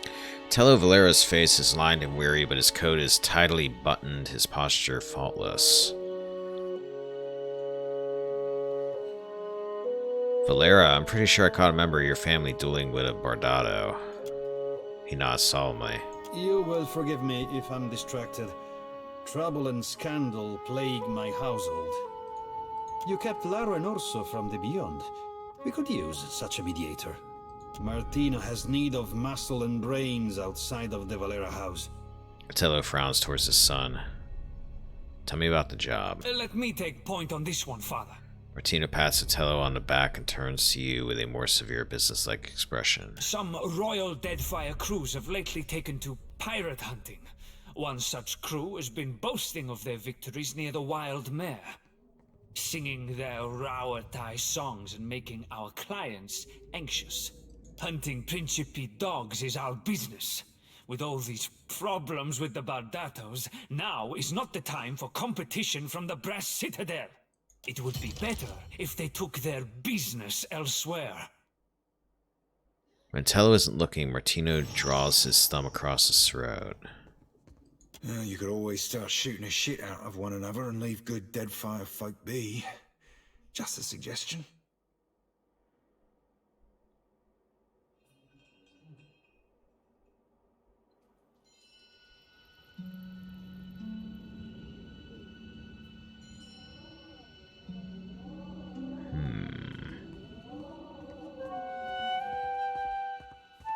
Come back when the Rauatai dogs have been dispatched, dismissed, or dismembered. Maybe I can talk to him and make peace. Do you have anything else to say? Watcher. We can speak in the morning.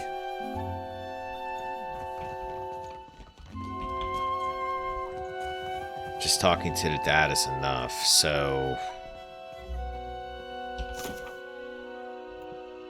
That's it for, like, getting peace between the families, or is there more I need to do?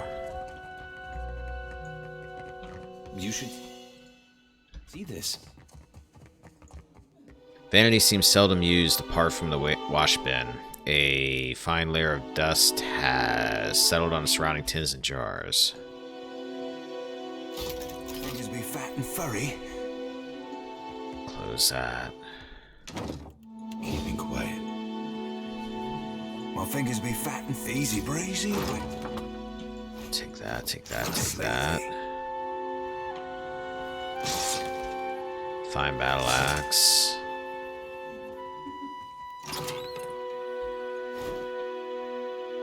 Flint and tinder. Need a snake, but...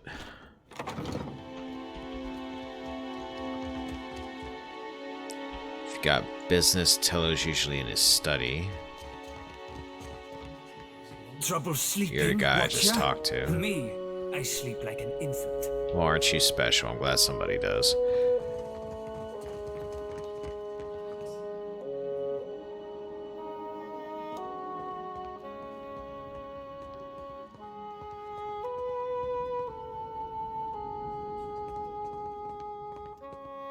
Literally turned it to night while you were talking. You need to talk no more. Click on the wait button. Ah, okay. I see what you're saying.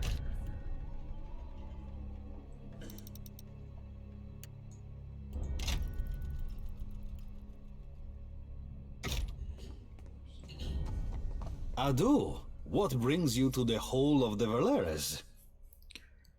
You have some kind of trouble with the family next door? Ach, the Bardato Bank shuts us out of investments and stifles our finances. This is the richest prospect on Iora, but we cannot grow our family business. Can't make coin at the expense of others? Now that's a crying shame. Eyes narrowed, the priest crossed her arms over her chest. If you know a better way of squeezing profit out of these islands, I'm open to hearing it. Ezal is a rich thug, and someday she will get what's coming to her. I want to talk to you about the Bordatos. If we must. What is it? Frowning, Atello beckons you to continue. I think your family should consider a truce. Shoddery. Our disagreements are beyond the point of shaking hands.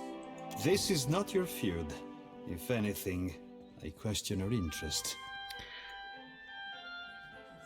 You're a businessman. You would know if my investment was false. You have little to gain by peace between our families, but you speak as if you might. Tello purses his lips. You want to help? Convince Azali to negotiate. She ignores my invitations. Until then, leave me be. Tello turns away from you, intent on focusing anywhere else. I'm gonna do this because I am a diplomatic person.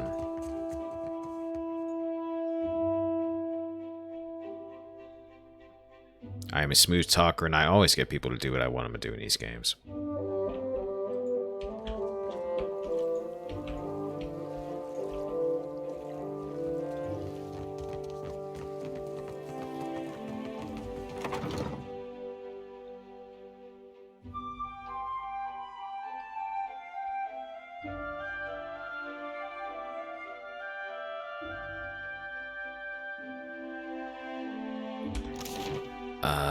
Let's see, back up here.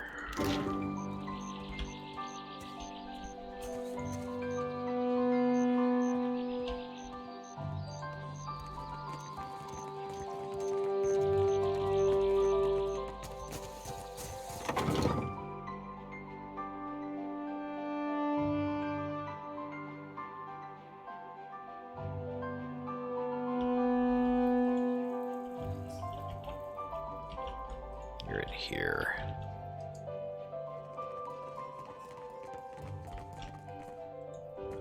Just quick save in case I screw this up. Speak up. My business never sits still for long. Sally plants one hand on her hip and gestures for you to speak about this feud with the Valera family. Vitello doesn't make my affairs any easier with his wayward ambitions. Sally motions for you to continue. Wait, it seems like a waste of your resources.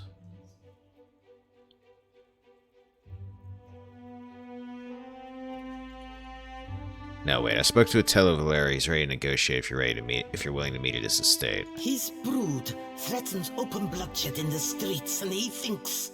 Sally stops herself, taking a breath. Delusional little snake. Fine. But you can assure him that I won't be alone. Go on. Let him know, before I change my mind. This is turning out easier than I thought it was going to.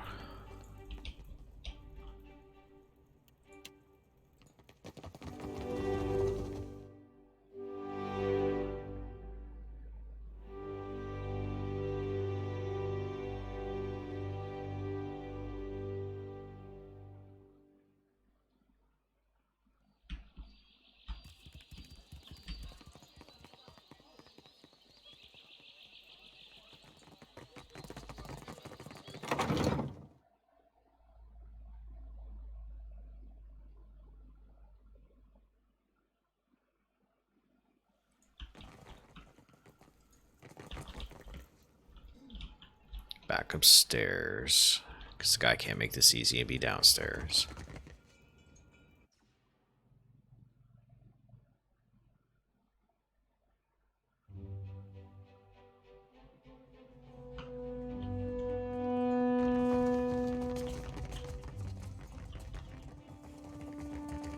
Wait, I walked right past you, didn't I? You over here? Oh, there you are. Ado, what brings you to the Hall of the Valeras? Sally has agreed to meet and discuss terms of peace.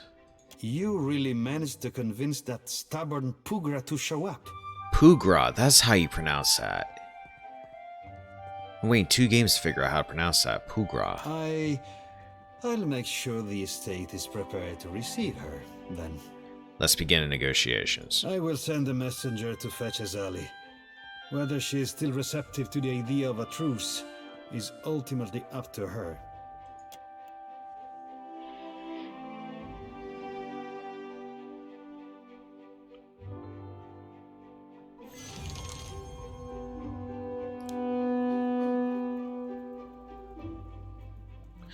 Bordado and Valera representatives stand arrayed around the...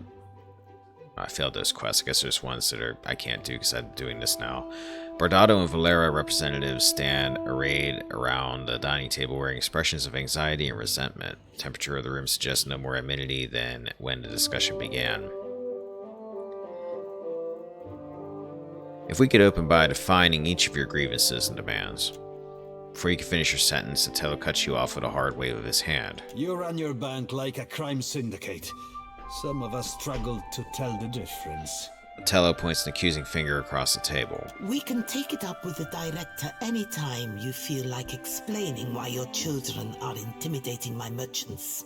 Azali opens her palms, in every way composed. She glances over at you and her mouth turns downward. I see our would-be mediator has arrived. Well, we're here. I hope this wasn't some elaborate, ill-advised jest. I would not willingly welcome a Bardato beneath my roof for the sake of a jest.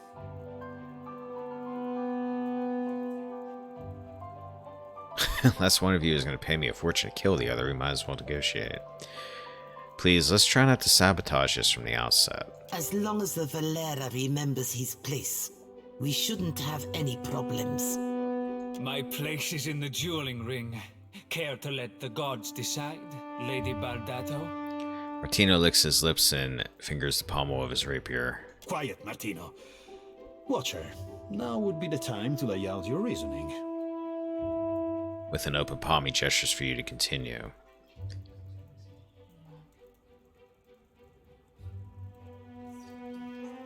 I've made allies of former enemies before. I think we can all pull together into a stronger force. Ak, raise the stir in the White March Mountains. The same could be done here. A force? Watcher? To what end?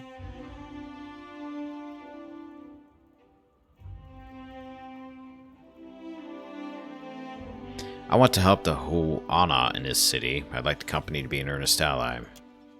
You hear more than one person laugh, including Martino. Artillo, however, only looks surprised. A noble enough goal. He smiles thinly. Atello, I hadn't realized you had a soft spot for the natives. Zali's grim expression fades for the briefest duration of the slightest twitch at the corner of her mouth.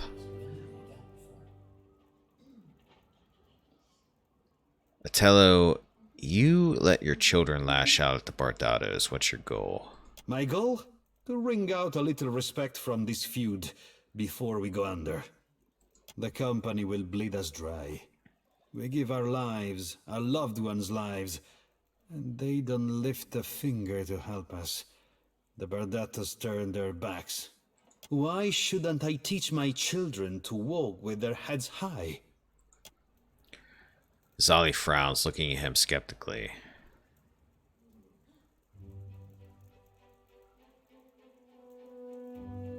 Zali, why shut the Valera family out of trade? One does not arm the competition. Besides, lesser people have made more of themselves without the aid of banks. Zali stops herself, seeming for a moment to doubt her own convictions. It's not like you've given them a reason to prove their trustworthiness. For a few moments, Zali only stares, frowning at the surface of the table. Otello glances at you, his brow furrowing. I want the Principe out of the trade lanes.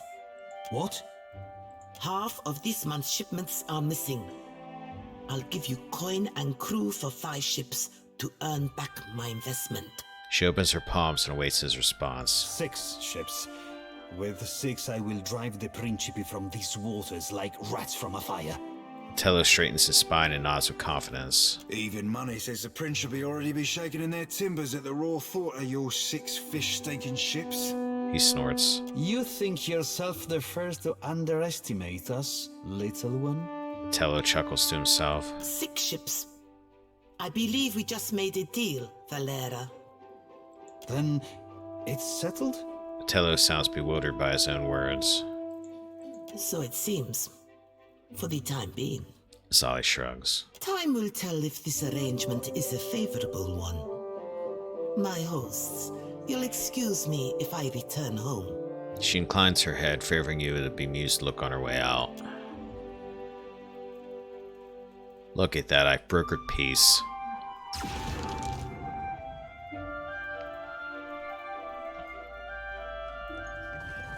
Never saw myself breaking bread with a Bardato.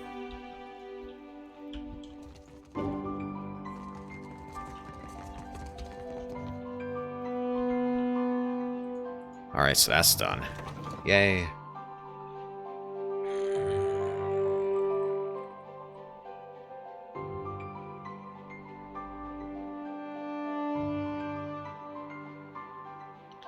So I think I've explored everywhere there is to explore here, other than... Thought we agreed you'd stay out of my head. I weren't in your head, lad. You think like an ogre snores. Would be a fool and a half not to make sure them thoughts ain't full up of trouble. What do you think you're gonna find? Nothing particular, just, anything. Yeah, I think we've mostly explored everywhere around here. Went to the shipwright, did all this shit, did all this, did this, went here. We didn't go to the exit, but... yeah, so... I'm gonna stop for now.